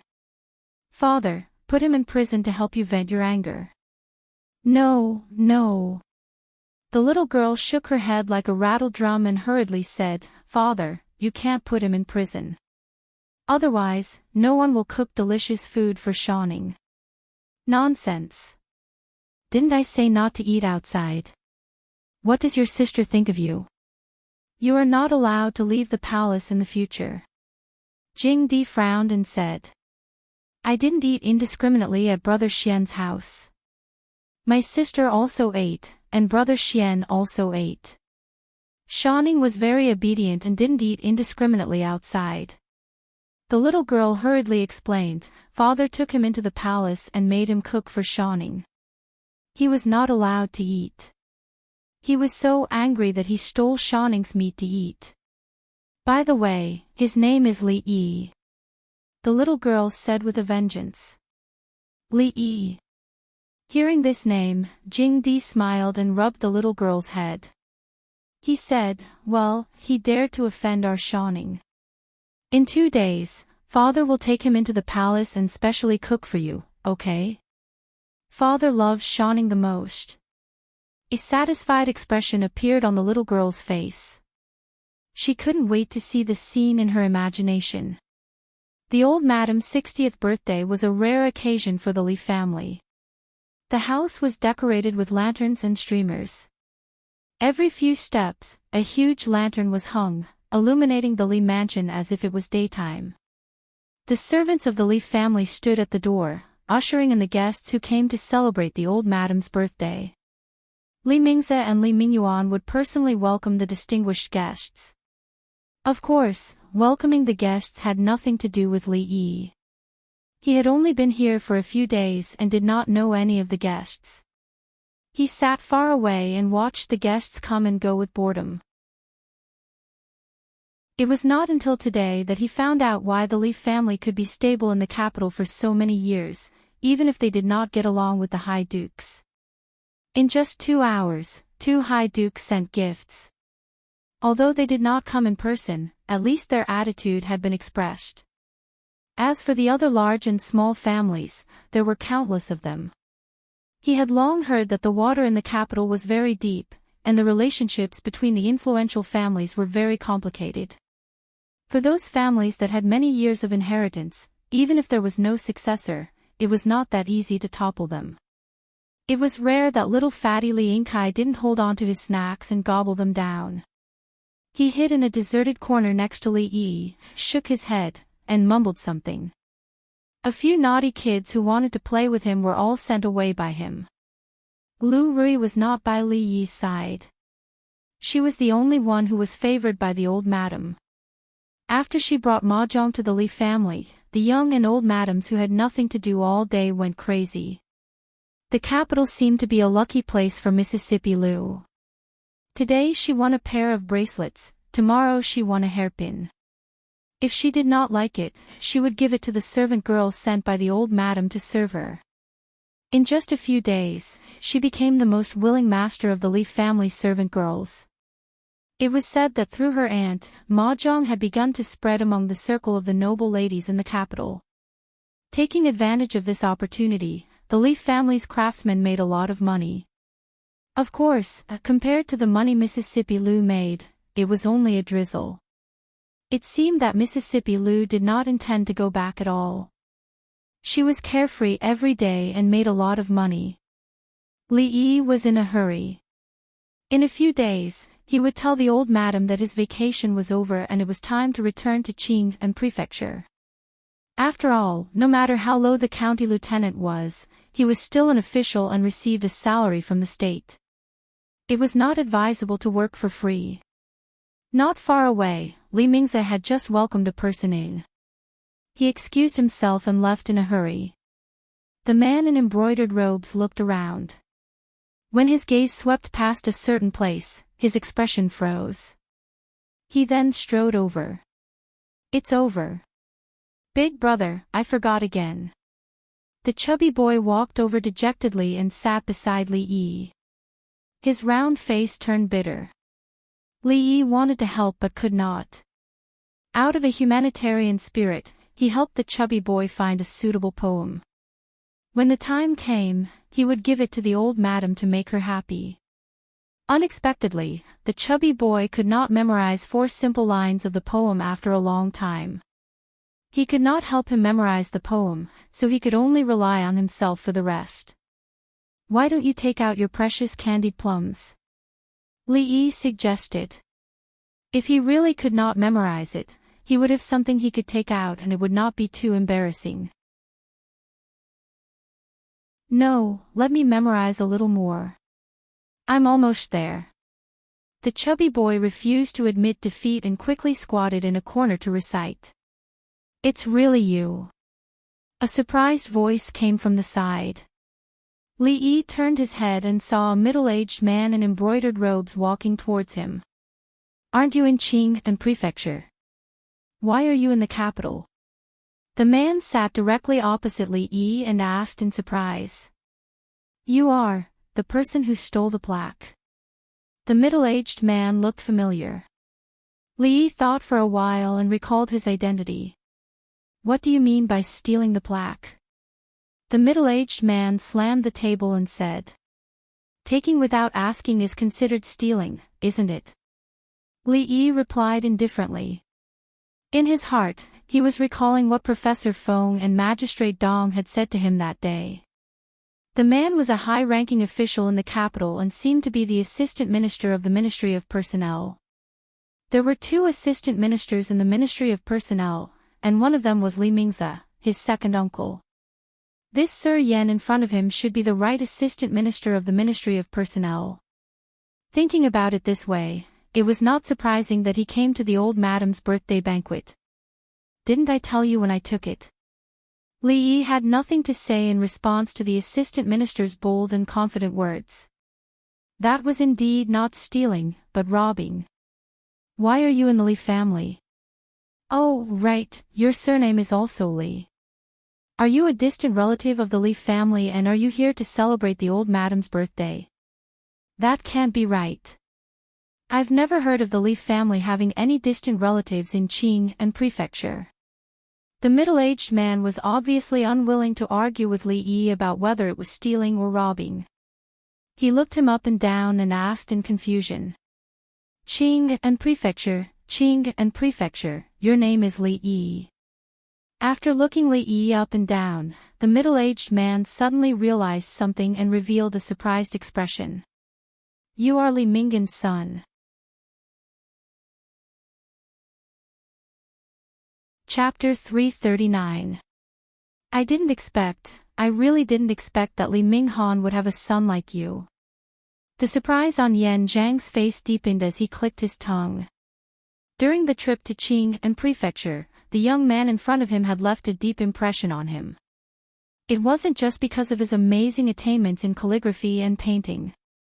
After that day, driven by curiosity, he learned more about him from his old friend Dong Wenyun. The author of the Teachings of the World was unparalleled in poetry. His line, "Love the upper floors," made countless scholars blush and reformed torture methods. Of course, Yan Zhang still loved his semi-cursive script the most. He copied the 3 words on the plaque day and night and could now emit 80 to 90% of its charm. Last time, he didn't ask Li Yi for advice because of his pride. After returning to the capital, he regretted his pride greatly. What was pride compared to the improvement of calligraphy? Yan Zhang hadn't expected to meet him again at the Li clan. His heart ached, and when he saw the wine cup on the table, his eyes lit up. He poured some wine into the cup, and using a piece of paper as a pen, he wrote 3 words on the table with his finger. He raised his head to look at Li Yi and asked, "How is it?" Li Yi lowered his head and saw the 3 words, "County Magistrate Li," that hadn't dried yet. He wrote them in a natural and elegant manner, faintly resembling the style of the sage of calligraphy, Wang Shiji. Just from these 3 words, it could be seen that Assistant Minister Yan's calligraphy had reached a higher level. So. Li Yi gave a very pertinent evaluation.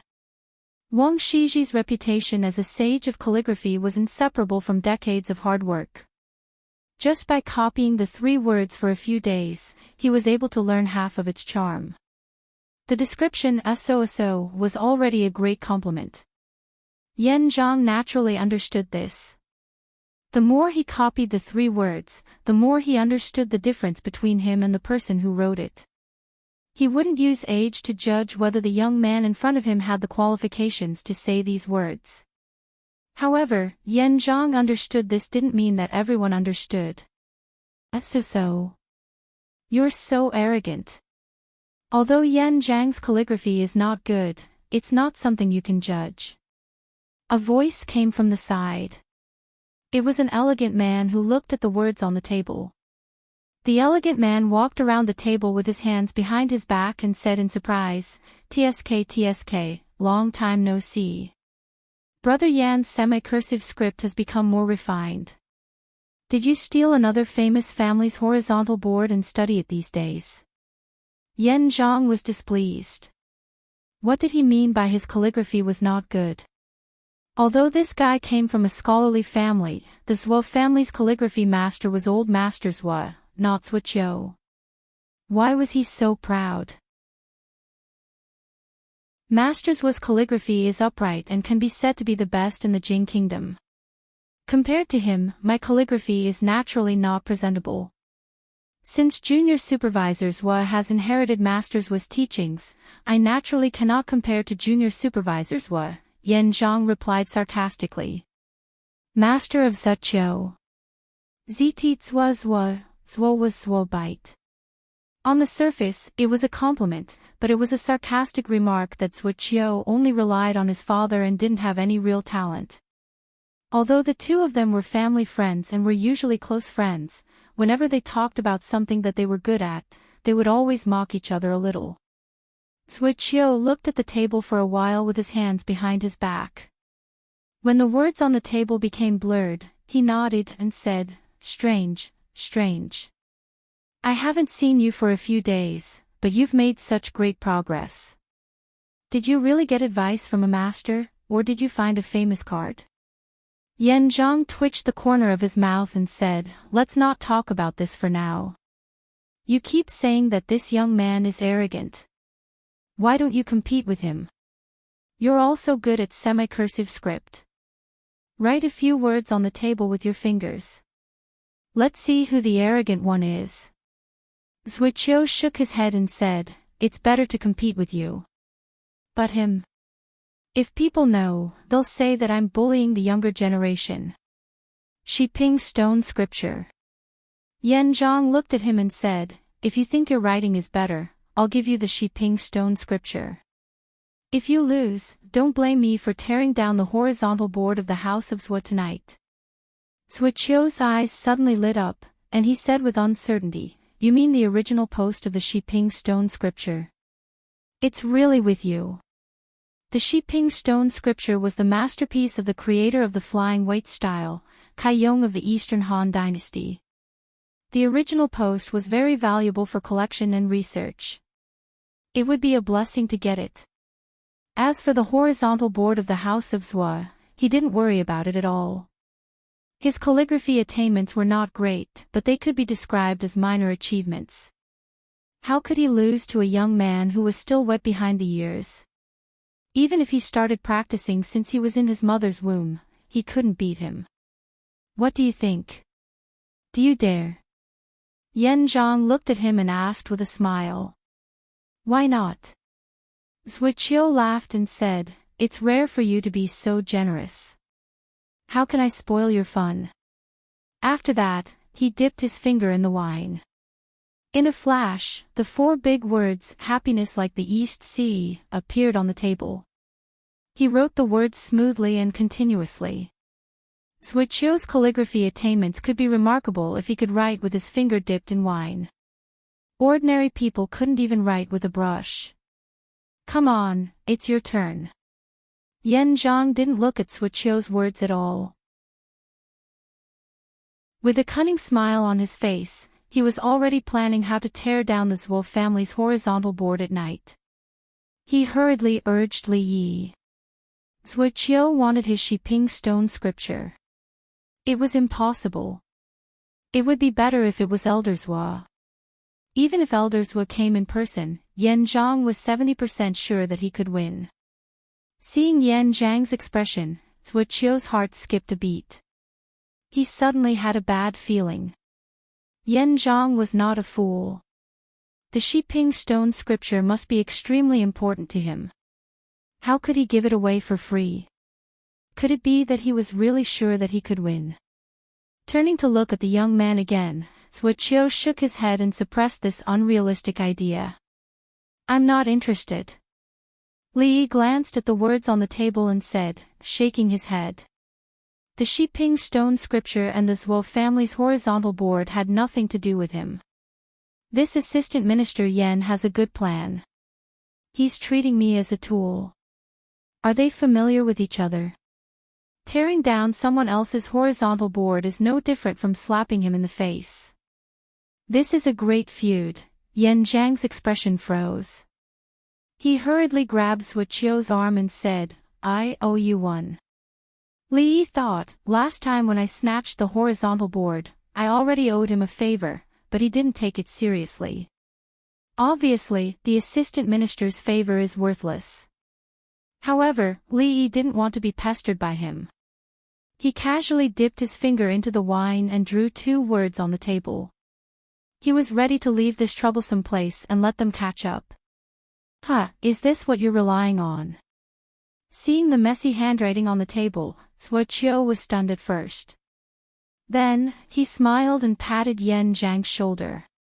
He said, Brother Yan, tomorrow morning, I'll send someone to your mansion to get the Shiping stone scripture. Yan Zhang didn't expect that Li Yi wouldn't give him face at all. He was a little anxious and grabbed Li Yi's arm tightly. Write it carefully. If you win, you can make a request of me, as long as it's not too much. Stop it, second young Master Yan, what are you doing? Just as Yan Zhang shook Li Yi's arm violently, a delicate voice suddenly came from not far away. Chapter 340. The dignified right assistant minister of the Ministry of Personnel could not help but shiver after hearing that voice.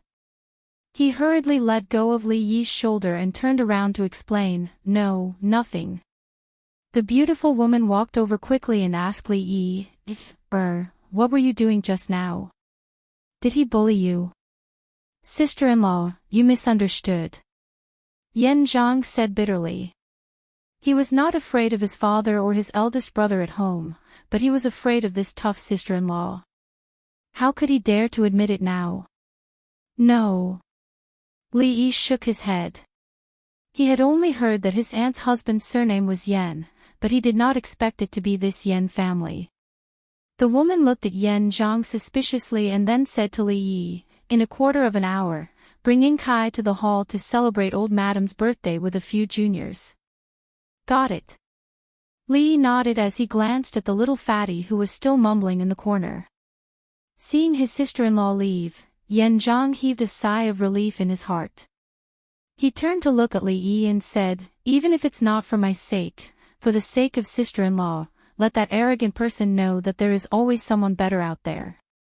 How about that? Li Yi thought for a moment. Looking at the almost dry handwriting on the table, he wet his fingertip and wrote, longevity as long as the South Mountain, next to fortune as vast as the East Sea.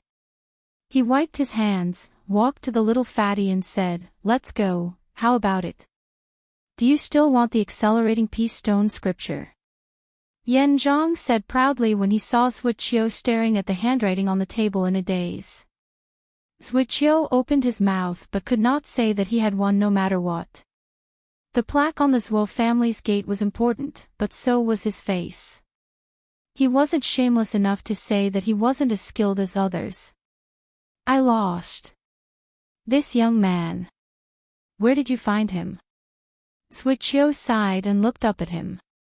Under the temptation of the accelerating peace stone scripture, his normal thinking ability had been affected. After so many years of dealing with Yan Zhang, he should have known that a cunning man like Yan Zhang would not make a losing deal. He knew from the beginning that he would win, so he deliberately used the accelerating peace stone scripture to provoke him. His purpose had always been to get the plaque on the Zhuo family's gate. Yan Zhang said jokingly, "That's none of your business. I just want to ask you one question. Do you still mean what you said just now?" "Of course." Suiqiu secretly cursed the old fox in his heart. Just now, he had taken advantage of his contempt for the young man. Who would have thought that an inexperienced boy could write such a beautiful semi-cursive script? The plaque on the gate of the Zhuo family is right there. If you have the ability, come and get it. Suiqiu left as if he was escaping after saying that.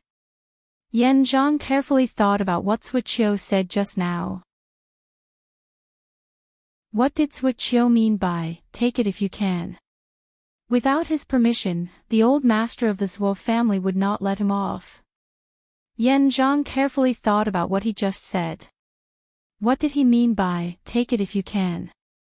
Without his permission, Grandpa Zhuo wouldn't let him off the hook if he took the plaque off the Zhuo's gate. There were actually many people in the younger generation of the Li family, including the collateral branches. However, Li did not know any of them except for the little fatty.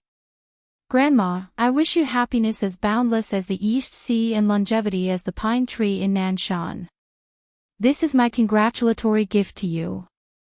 "Grandma, I wish you happiness as boundless as the East Sea and longevity as the pine tree in Nanshan. This is my congratulatory gift to you."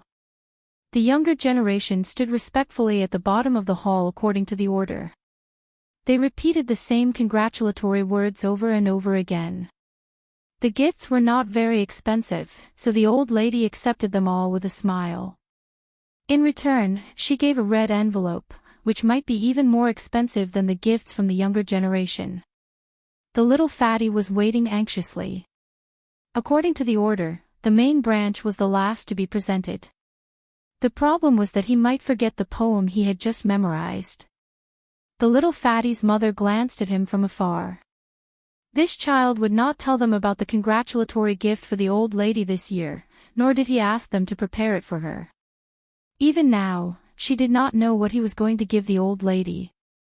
The little fatty looked anxious. When it was finally his turn, he immediately ran up and said loudly, "I've composed a poem. I'd like to take this opportunity to present it to you, Grandma." The old lady was slightly stunned.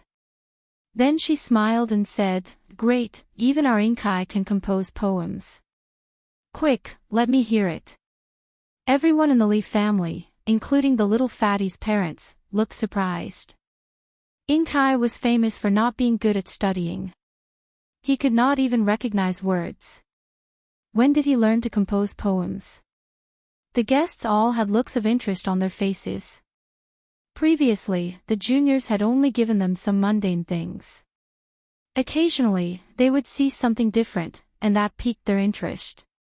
This child, what nonsense! Li Mingyuan frowned and said in a low voice. Ignoring the crowd, the little fatty pointed at the old lady and began to shake his head. "This woman is not human." At this point, the voice paused for a moment and a thoughtful expression appeared on his face. After that, he didn't continue. "What?" Everyone's expression froze when they heard that. The guests stared at the descendant, and the Li family was dumbfounded. "Bastard, what are you talking about?" Seeing that his son's first sentence was disrespectful to the old lady, Li Mingyuan's face darkened and he strode over. The next moment, he finally thought of the next sentence. The pondering expression on the little fatty's face disappeared. He pointed at the Li family and said loudly, "All the children and grandchildren are thieves." The guests held back their laughter, and the faces of the Li family began to twitch. Li Mingyuan walked over and raised his hand high. He shouted sternly, "Shut up." A few black lines appeared on Li Yi's face. A good poem that could change according to circumstances had been recited by little fatty in such a manner.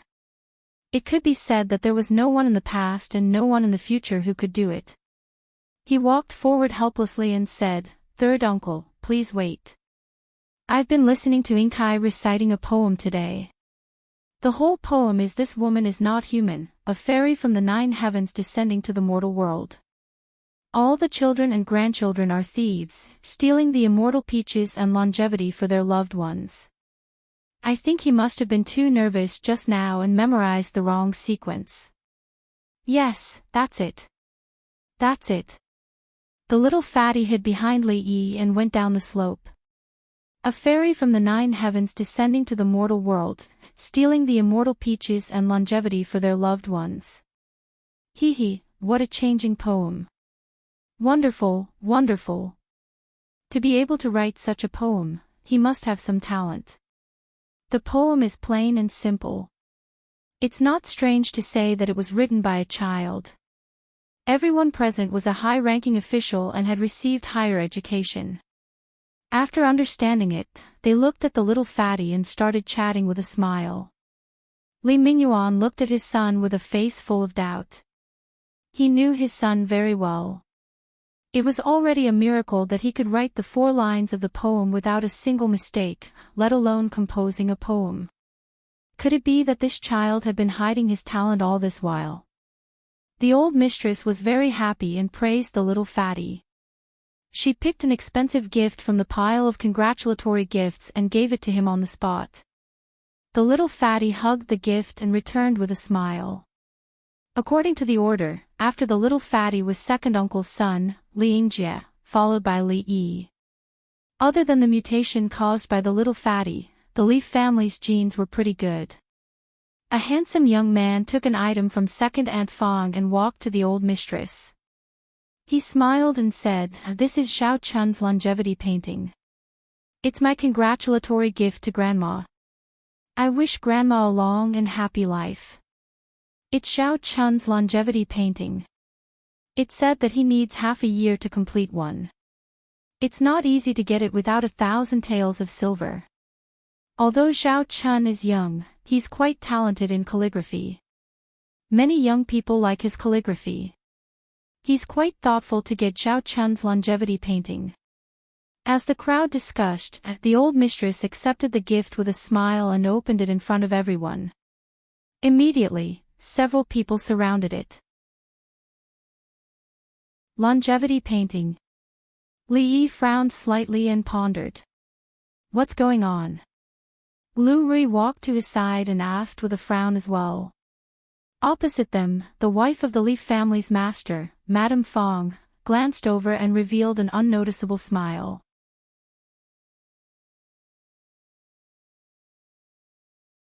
Chapter 341. Second brother, why did you get the longevity painting too? The little fatty had almost been put on the spot. After retreating, he stood obediently by his parents' side. When he saw his second brother presenting the congratulatory gift to his grandmother, he scratched his head and said with some doubt, "What's the matter? What do you mean? Who else gave the longevity painting to?" Li Mingyuan was still wondering if his son was really hiding his talent so well that even he, as his father, could not see through it. When he heard his son's soft murmur, he subconsciously asked. The little fatty scratched his head and said, "Big brother too. I saw him preparing the gift in his room 2 days ago. I think he said it was something called the longevity painting too." Really? The little fatty's mother asked in surprise. The biggest taboo when giving a gift was to be exactly the same as someone else's, especially when it was inferior to others. It would definitely be embarrassing in front of so many guests. It was the same longevity painting, but the famous scholar Zhao Chun's work was far superior to others.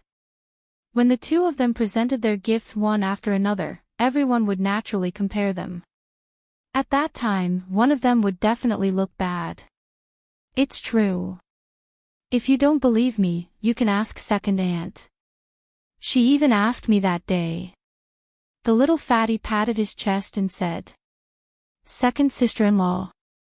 The Yun matriarch raised her head and looked at Madame Fong, who was standing not far away. She immediately understood. She was purposely trying to embarrass Big Brother's child in front of so many people. However, although he despised her method of using such a method to make things difficult for her own family, it was her freedom to give whatever gift she wanted. It was not good to criticize her. "What should we do?" Lu Rui stood beside Li Yi and asked softly. "What do you mean, what should we do?" "He gave it to him, and I gave it to me." "We'll do what we have to do," replied Li Yi. He glanced at Madame Fong. He did not expect her to be so narrow-minded. How could she do something like this? The little fatty was heartless, and it would be easy for her to get information out of him. Rui already knew what gift Li Yi was going to give to old mistress. Hearing the words of the people around him, he roughly knew that the longevity painting that was presented just now should be quite precious. If Li Yi were to present his own, it would definitely be inferior. "Why don't you give me this sword?" Lu Rui raised her hand and handed over the sword that she always carried with her. Li Yi saw a flash of reluctance in her eyes. She had been carrying this sword with her since the first time he met Mississippi Lu. She did not sell it even during the most difficult times of her life. This was indeed a rare good sword. When Li Yi first wanted to borrow it to play with, she didn't even let him touch it. "Forget it." Li Yi pushed the sword back. How much was face worth? Only Madame Fong cared about her face. Li Yi did not think that his face was more important than Mississippi Lu's beloved sword. After speaking, Li Yingjie walked down. Li Yi smiled at Mississippi Lu and walked up with the painting scroll. "This is..." Some of the guests were confused when they saw an unfamiliar young man walk up after Li Yingjie. He should be the son of the Li family's Dalong. "I heard that a few days ago, the Li family found their eldest grandson and welcomed him into the manor. It should be him." Soon, everyone's eyes were on Li Yi. Most of them were very clear about the changes that happened to the Li family 20 years ago. The eldest grandson of the Li family, who had recently returned to the family, naturally received a lot of attention. A cold smile appeared on Madame Fong's face when she saw Li Yi holding something that looked like a painting scroll. Li Yi walked to the front of old mistress and said with a smile, "Your grandson has personally created a painting called Longevity Painting. I wish grandmother a prosperous life with the sun and the moon, as well as a spring crane." The Longevity Painting. A look of surprise appeared on the faces of the guests. The Longevity Painting again. The painting that Li Yingjie gave was Zhao Chun's work. Many officials and nobles in the capital liked to collect paintings. The eldest grandson of the Li family also gave a longevity painting. From what he said just now, it seemed that he wrote it himself. One was worth 1,000 taels of gold, while the other was probably just a piece of waste paper. His gift was similar to the one that the little fatty gave just now. The similarity was that they didn't need to spend too much effort and could save a lot of money. Li Yingjie, who had just stood at his spot, was slightly stunned. He turned around to look at his mother and then at his brother, whom he was not very familiar with. His expression was a little dazed. Good, good." Old Madame Fong looked at him kindly and did not show any other expression because of the words, longevity painting. She smiled and said, "Thank you, Since I have accepted the longevity painting, I will give this night Emingsu to you." Old Madame Fong did not open it in front of Li Yi. She handed the painting scroll to a servant girl and personally picked out a brocade box from the pile of gifts. She placed it in Li Yi's hands with a smile. All the guests, including the Li family members present, were stunned. In terms of value, the picture of 10,000 years was probably the least valuable of all the gifts tonight. However, the old madame's gift in return was the most valuable. Not to mention Li Yingjie, who had also given a picture of 10,000 years, even the gift she gave to little Fatty just now was far from comparable. Old Madame Fong's action caused everyone to look at Li Yi in a different light. Old Madame Fong was at least half the reason why the Li family was able to survive for so many years. Under such an occasion, she naturally would not do anything unnecessary. There must be a deeper meaning behind her action. Madame Fong's face was so gloomy that it was about to drip water. She didn't think that the old madam would protect him to such an extent that she would casually give the jade bracelet that had been passed down in the family to an outsider. They were both longevity painting, but the one that her son gave was thousands of times more precious than his, yet the effect was completely opposite. Did the old madam really think that way? In the next moment, Madame Fong's dark expression disappeared and she immediately put on a smile. She walked up and said, "Since this is old Madame Fong's gift in return, you must put it away carefully. If I had known that nephew's gift was also longevity painting, I would have asked Yingjie to prepare something else. Speaking of which, nephew is considerate. Although Zhao Chun's longevity painting is good, he is an outsider. How can it be as precious as a family member's gift?" Madame Fong smiled and walked to the servant girl's side. She took the painting scroll from her hands and praised, "Yingjie has never had the heart to study since he was young. Nephew has indeed inherited eldest brother's talent. I believe this longevity painting will not be bad. Why don't you open it and take a look to make old Madame Fong happy?" As she spoke, she opened the painting scroll and placed it on the table beside her. Old Madame Fong frowned. She wanted to stop her, but it was too late. The guests nearby quickly surrounded them.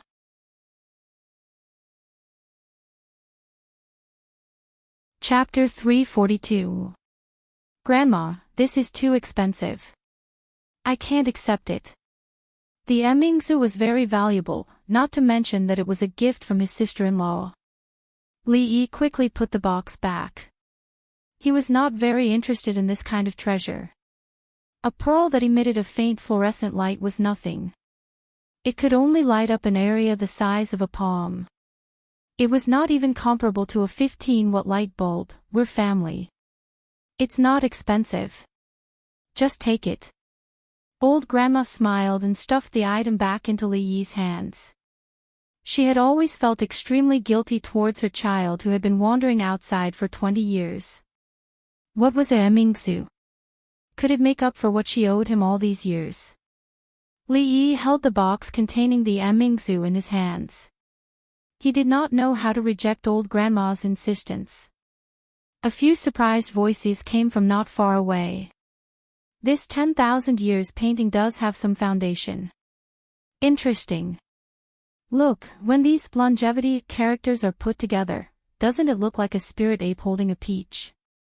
Take 2 steps back and you'll see it more clearly. The 2 longevity paintings have their own merits. This one is not as good as Zhao Chun's in terms of foundation, but it wins in novelty. Not bad. The longevity painting, personally made by the eldest grandson of the Li family, was clearly not as mediocre as everyone had expected. It could not be compared to Chen Chun, who had already reached a high level in the art of calligraphy, but it was still above average. What was rare was that he had taken a different approach. He had used 100 longevity characters of various sizes to form the peach offering by the spirit ape, adding another layer of meaning. He had also spent a lot of effort. Madame Fong's face darkened when she did not see the scene she had expected. Let me take a look. A figure squeezed in from the back. Seeing the person, they all made way. Every member of the Zhuo family was a master of calligraphy. Old Master Zhua, who was still alive, had a superb regular script. Although Zhua Qiu was not as famous as Old Master Zhua, he was only second to a few grandmasters and was far from being a match for these laymen. Zhua Qiu picked up the scroll and admired it as he paced around, but he did not make any comments. Actually, the 10,000 lifespan painting did not really have 10,000 longevity characters. It was just a measure to describe a large number. The most commonly seen one should be called the 100 lifespan painting. The one in Zhua Qiu's hand was the century lifespan painting. The reason why the longevity painting was so popular was not because of the simple stacking of longevity characters. Each longevity character was written in a different way. Zhao Chun's longevity painting was extremely orderly. Although each character had a different shape, they were similar in size. Each line was vertical, and it was very neat. It was not an exaggeration to call it the longevity painting. In comparison, the one in Zhua Qiu's hand was the real longevity painting. Putting aside the longevity character, from afar, this was clearly a painting of a spirit ape presenting a peach. Just from this, it could be seen that the person was not only skilled in calligraphy, but also in painting. Of course, Zhua Qiu did not care about the painting. His eyes were attracted by the longevity characters, big or small, straight or slanted. Although Zhao Chun was famous, Zhua Qiu felt that he was still very immature. If he wanted to find faults, he could find 10,000 flaws in the 10,000 lifespan painting. However, he could not find a single mistake in the painting in front of him. It was as if it was truly flawless. Of course, flawless did not exist. The only possibility was that he was not good enough to find any mistakes. Of course, he could not find any mistakes. Wang Shizhi, Yan Jinqing, Ouyang Sun, Zhao Mingfu, Lu Gongquan. The 10,000 lifespan painting was a combination of the works of countless calligraphy grandmasters. Regular script, semi-cursive script, and dozens of different characters were all created by the creator at his peak. If Zhua Qiu could find any flaws in it, he would have been famous all over the world. In order to obtain this painting, he had temporarily put aside the scriptures that the old monk had asked for. He had consumed all the books on calligraphy and painting in the library. Mississippi Lou had come to him several times to play fight the landlord, but in the end, she stayed in the room as a maid to grind the ink. If he could not get something decent out of it, it would be a waste of his hard work for the past 2 days. Good calligraphy, good calligraphy. Holding the painting, Zhua Qiu seemed to be intoxicated by it. He slowly walked through the crowd and gradually walked away under everyone's gaze. Bah, shameless guy. How dare he covet old madam's gift? Yan Zhang was the first to react. They had known each other for many years, so he naturally knew Zhua Qiu's character. His expression changed, and he hurriedly chased after him. After a while, Zhua Qiu put the 10,000 lifespan painting on the table with a regretful expression. With such a painting, he did not need any ancient calligraphy anymore. What a pity, what a pity. The guests were dumbfounded. Was it necessary for him to do this for a painting? The eldest grandson of the Li family was not a famous calligrapher. Was it worth it for Zhua Qiu to do this? However, seeing that the two of them were staring at the painting and were unwilling to look away, even the slowest person would understand what was going on. This painting did not seem ordinary. When Zhao Chun took out the 10,000 lifespan painting, the two of them did not even look at it. There were those who were amazed, and there were those who were doubtful. However, there were even more people who doubted the identity of the owner of the painting. The eldest grandson of the Li family said that he had personally created this painting. However, how could it be something that could attract the attention of 2 skilled calligraphers to come from a young man? The old mistress personally put away the painting of 10,000 years, the smile on her face even wider. To her, it was enough as long as she knew that this was a congratulatory gift from her grandson. As for Zhua Qiu and Yan Zhang, they were surrounded by several people, and faint voices could be heard. How is this longevity painting compared to Zhao Chun's? Can't be compared. That is Zhao Chun. They are both young people. It's possible for him to surpass Zhao Chun, but young supervisor's Wei is being too humble by saying that he is far behind him. Li Yi was playing with Mississippi Lu's sword in his hand, wasting time in boredom.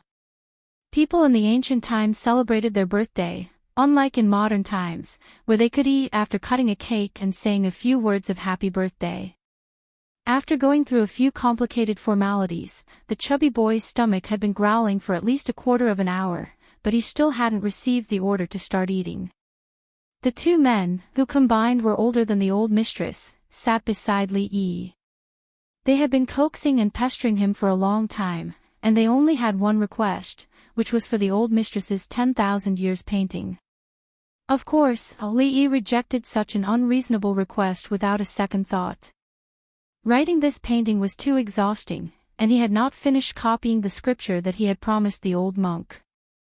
After the old mistress's birthday banquet, he would be leaving the capital city in a few days, so how would he have the time to write for them?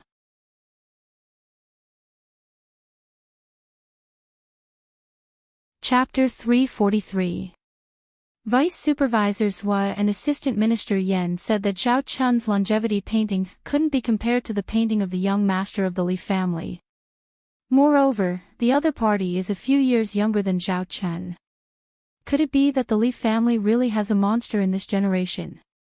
The guests were all amazed when they talked about what had just happened. Zhao Chun was successful at a young age. Although he didn't have any dazzling achievements in the imperial examinations, his calligraphy and painting were top-notch. He was famous in the capital and left his peers far behind. Of course, Zhao Chun was still too young and inexperienced, so he couldn't be compared to real masters like Zhuo Qiu and Yan Zhang. However, an even younger talent had surpassed Zhao Chun in calligraphy and made Zhuo Qiu admit that he was not as good as him. Other than a monster, no one knew what else to describe him.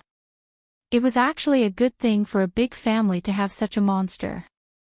It would be of great help to the spread of fame and the continuation of the family. However, the situation of the Li family was different. The eldest branch had disappeared 20 years ago, and the one in power now was the second master of the Li family. If the younger generation of the Li family was as mediocre as before, the position of the head of the family would still be passed to the eldest son of the second branch even if the family declined. At such a critical moment, the eldest grandson of the Li family, who could be called a monster, had returned. The attitude of the old mistress was unclear. Who would be the next head of the family? Of course, these were not things that they should worry about. Anyone with a sharp mind would be able to tell from the gloomy expression of the matriarch's wife that there was an undercurrent beneath the calm. The Li family had already declined, and the Fong family wasn't easy to get along with. No one knew how they would settle this family matter. Li Yi wasn't too interested in whether or not there was an undercurrent. At this moment, he was thinking about something else. He had made an agreement with the old monk that after the old woman's birthday, someone from the cold mountain temple would go down the mountain to get the scriptures. Xuanzang had gone through 81 difficulties and traveled thousands of miles in order to get the scriptures. He had suffered a lot and suffered a lot. He had been put in a steamer by various ferries and was almost steamed into a bun. Only then did he succeed. The old monk had only been delayed for a few days. It was too easy to get the scriptures. The capital was a place where anything could happen. Just as Li Yi was hesitating about how many days he should drag things out, a huge bald head appeared in his line of sight. At the same time, the surrounding guests also felt that their surroundings seemed to have brightened up.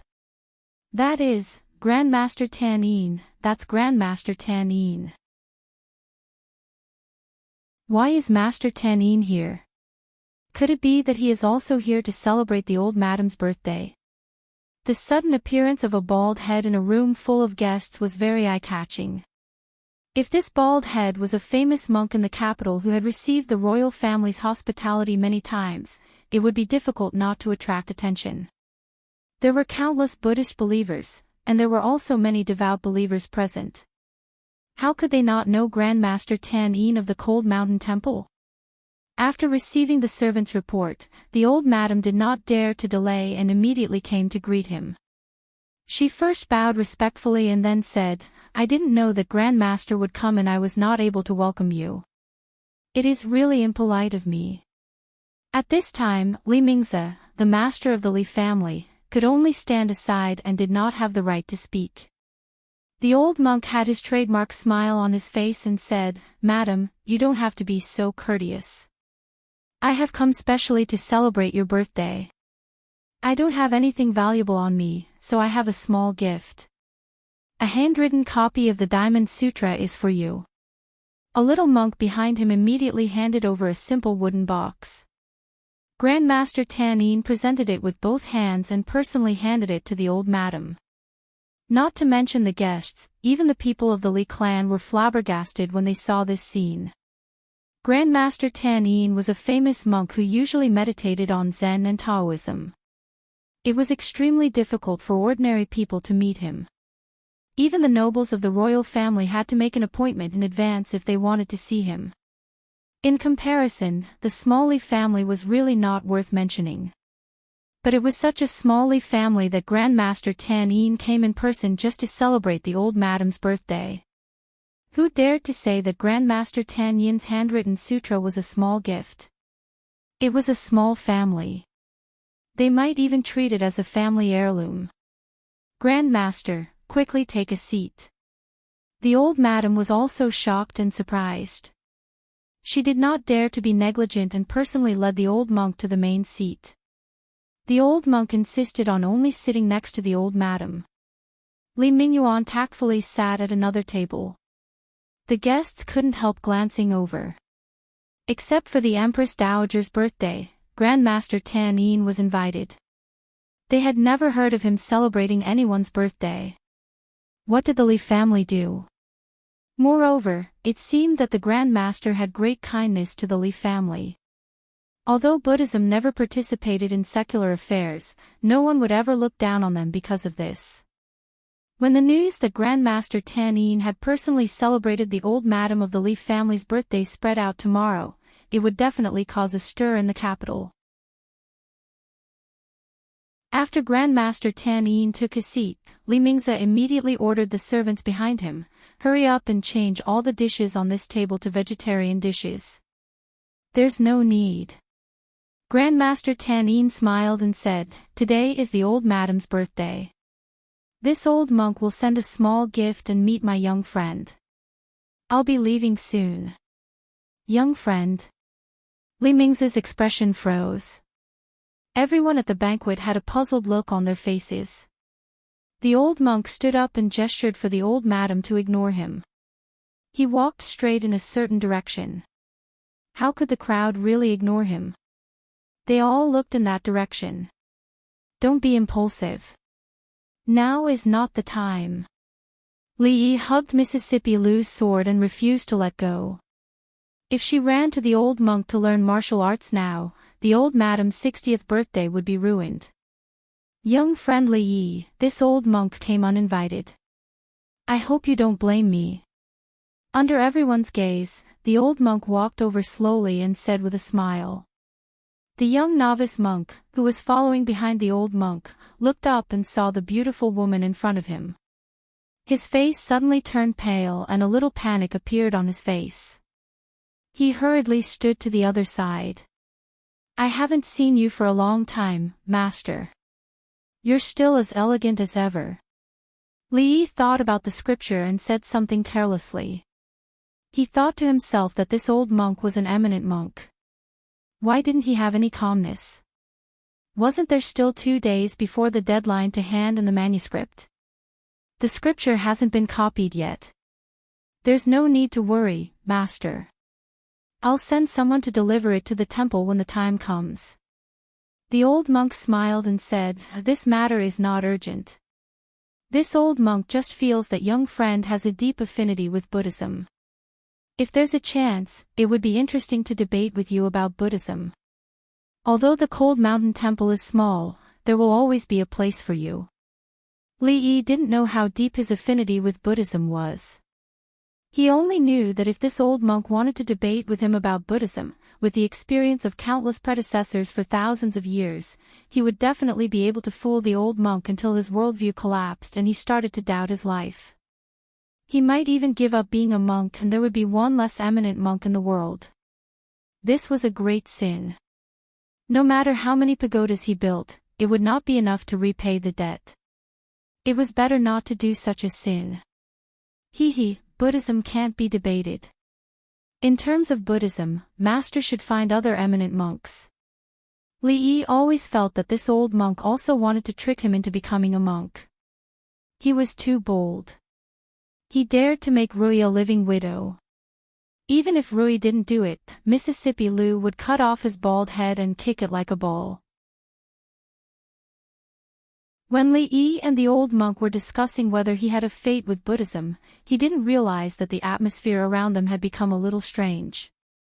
Just now, he was still curious why Master Tan Yin would personally come to Madame Dowager's birthday with his identity. Now that he saw the master and the young man talking happily, how could he not understand that the two should have known each other for a long time? Madame Dowager celebrated her birthday every year. Why didn't he come even once? It was true that he came to celebrate Madame Dowager's birthday, but his main purpose was probably that young man. Didn't he see that the master just exchanged a few words with Madame Dowager and walked straight over there? He was probably the only person in the entire capital, or even the entire Jing kingdom, who could be called a little friend by Master Tan Yin. Who exactly was the eldest grandson of the Li family? First, he used the longevity painting to suppress Xiao Chen, and then he made Master Tan Yin lower himself to attend his birthday. Was this really the child of the Li family who had been living outside for 20 years? As the master of the Li family, Li Mingze was at a loss in the face of such a situation. If he neglected Master Tan Yin, it would be bad for the Li family's reputation. However, the master walked over on his own. Did he have to invite him back? At this moment, Madame Dowager said, "Go and invite and the master over." Master Tan Yin was of noble status. No matter what the master thought, as a member of the Li family, it was not good to neglect him. Looking at Li Mingze getting up and walking over, Madame Fong lowered her head and clenched her fists tightly, gritting her teeth so hard that they were about to break. She originally wanted to borrow Xiao Chen's longevity painting to make him a joke at Madame Dowager's birthday banquet, but she did not expect that it would become a stepping stone for him to become famous. It turned out to be a clumsy move, causing more people to notice him. Monk Tan Yin's appearance pushed everyone's attention to him to a new peak. If this continued, even her stubborn husband would think that he was the most suitable candidate to be the next master of the Li family. Madame Fong's face was gloomy. The current master of the Li family was her husband, and the future master of the Li family would definitely be her son. No one could take him away. Not to mention Li Minggen's son, even if Li Minghan came back to life, he could forget about it. I appreciate Assistant Minister Li's kindness. I've already delivered the gift, so I won't stay any longer. I'll take my leave now. There's no need to send me off. The old monk left with the little monk. Under everyone's gaze, he was extremely high profile. He wasn't as quiet as when he came. Come with me. Monk Tan Yin left, but Li Mingze did not intend to let Li Yi stay here any longer. He and Madame Dowager still had a lot of questions about Monk Tan Yin. Rui, come with me. Li Yi grabbed Miss Lu's arm and decided to take her with him. He didn't want her to keep staring at the direction of the old monk. He was afraid that once he turned around, she would chase after him with her sword and fight with the old monk for 300 rounds in the name of learning kung fu. Li Mingze did not say anything about this. Madame Dowager liked Mississippi Lu very much. Madame Dowager would only be happy if she went with him. The little fatty looked at Li Yi enviously. Those sitting there were all his elders. If he sat there, he could be the first to eat. Originally, he wanted to sit in the corner peacefully, but after being disturbed by the old monk, and seeing the expressions on everyone's faces, Li knew that he couldn't sit still even if he wanted to. "Little E, what's going on between you and Master Tan Yin?" Sure enough, as soon as he sat down, his aunt asked with a face full of gossip. Li was depressed. This question was very unprofessional. What could happen between him and an old monk? He said helplessly, "Nothing much. Last time when I went to Cold Mountain Temple with Grandma, I happened to meet Master Tan Yin. We chatted for a while, but we're not very familiar. I don't know why he came to our house. It was not convenient to tell them about the scriptures, so Li could only say so." "Is that really the case?" The beautiful woman's face was full of disbelief. Thinking back to the situation just now, the two of them could not have just chatted. Li nodded and said, "That's how masters are.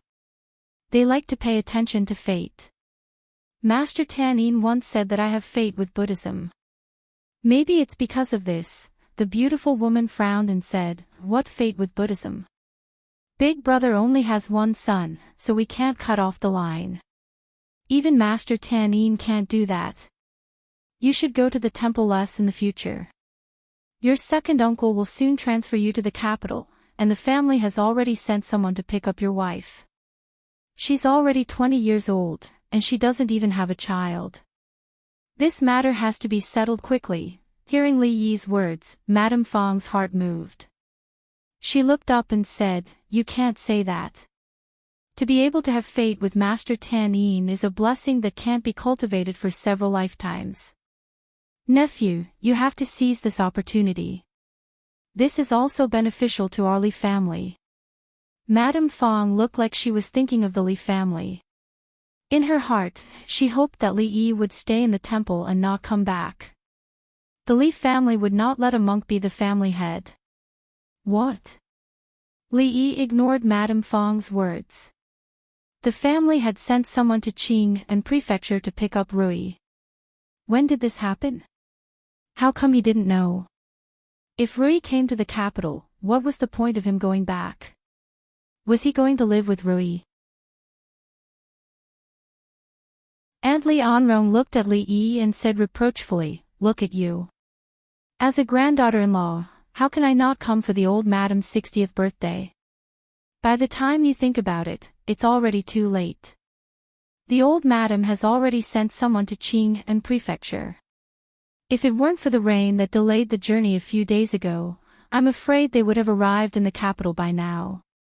Faced with his aunt's accusation, Li Yi was momentarily speechless.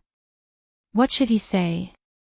This time, when he came to the capital, he had no intention of staying for long. He just wanted to replace the original owner of this body to come here and have a look. After that, he would go back and have children with Rui. Who would have thought that so many things would happen after he came here? His original plan was completely disrupted.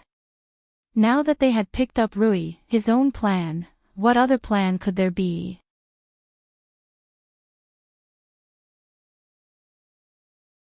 Chapter 344.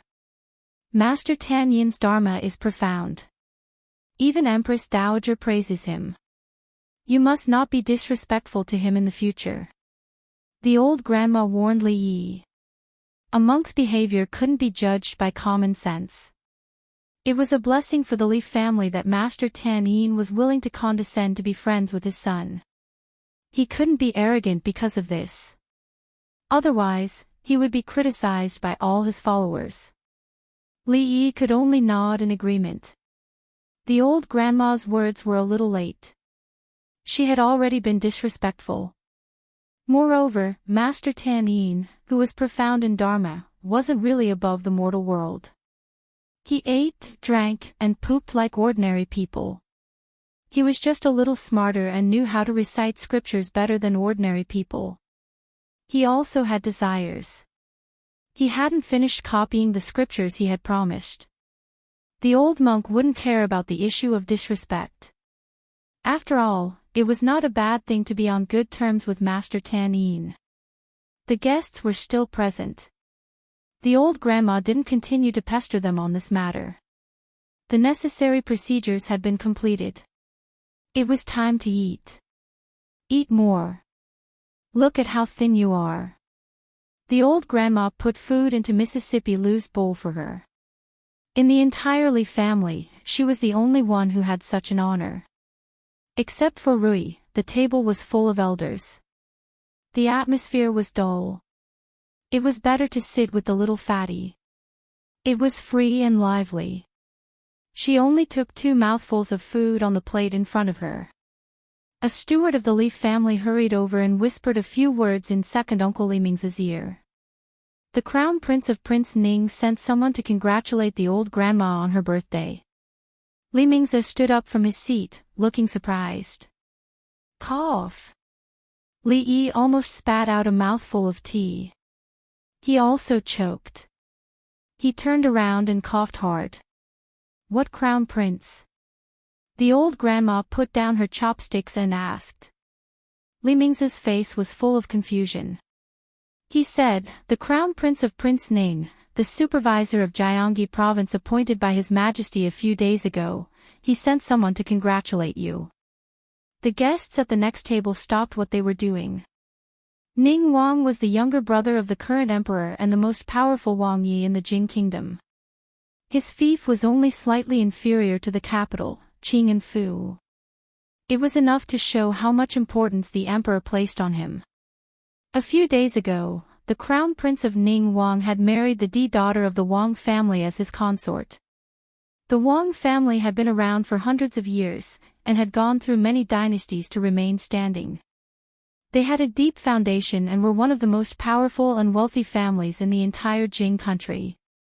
With such a background, the Crown Prince had actually sent someone to celebrate the birthday of the old woman of the Li family.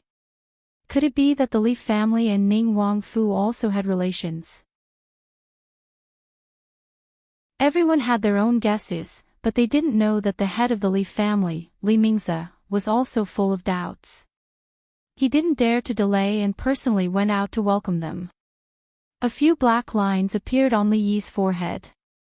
What was this fellow Li Xian trying to do? Did he think that this old man's birthday wasn't big enough? The only good thing was that he didn't come in person. Otherwise, he didn't know how many more interrogations he would have to face after the birthday. The Crown Prince's mansion sent a steward, which could be considered as giving enough face to the Li family. Many people were wondering who he was and why Li Mingze had to personally welcome him. Just when the steward's attitude was obviously respectful, news came from the other side. It's the Crown Prince of Prince Ning.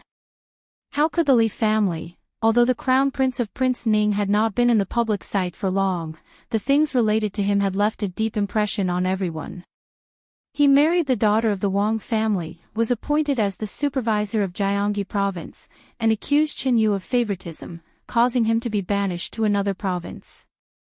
Next, the Crown Prince's mansion sent someone to celebrate the old lady's birthday. They thought they knew the Li family very well, but today they realized that the Li family seemed to be far more mysterious than they showed. The guests from the Crown Prince's mansion hadn't sat down yet when the Li family steward walked over in a daze. He looked at Li Mingze with a stupefied expression. Head of the family, Princess Yongle, the people from the princess's mansion, bang. Li Mingze was shocked, and countless chopsticks around him fell to the ground. Princess Yongle, the only daughter of the emperor and the queen, the eldest princess of the Jing kingdom, had been doted on since she was a child. She was the only princess who didn't get married after she came of age and stayed in the palace. She was a real member of the royal family. Was this still the Li family that they knew was declining? Even when the Li family was at its peak, it didn't have such a great reputation. Li Yi put down his chopsticks and covered his face with his hands. Finally, he figured out what the strange smiles on their faces meant when they parted. Li Yi had mixed feelings. The princess said she had a way to solve the problem the Li family was facing. She promised that after Li Yi left, no one would dare to make trouble for the Li family. Was this the way? The Li family's trouble was much smaller. The crown prince and the princess sent gifts on the birthday of the old Li family, which was a very obvious signal for outsiders. The Li family was protected by the crown prince and the princess.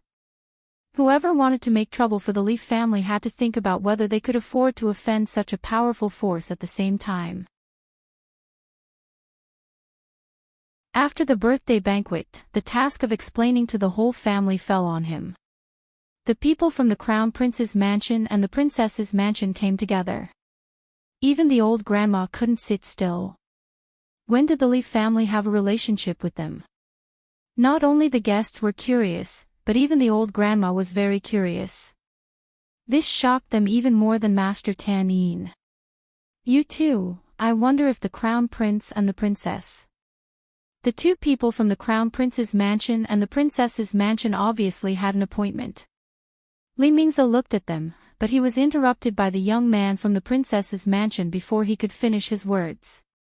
We're just following orders. The two princes have told us not to disturb the old grandma's birthday banquet.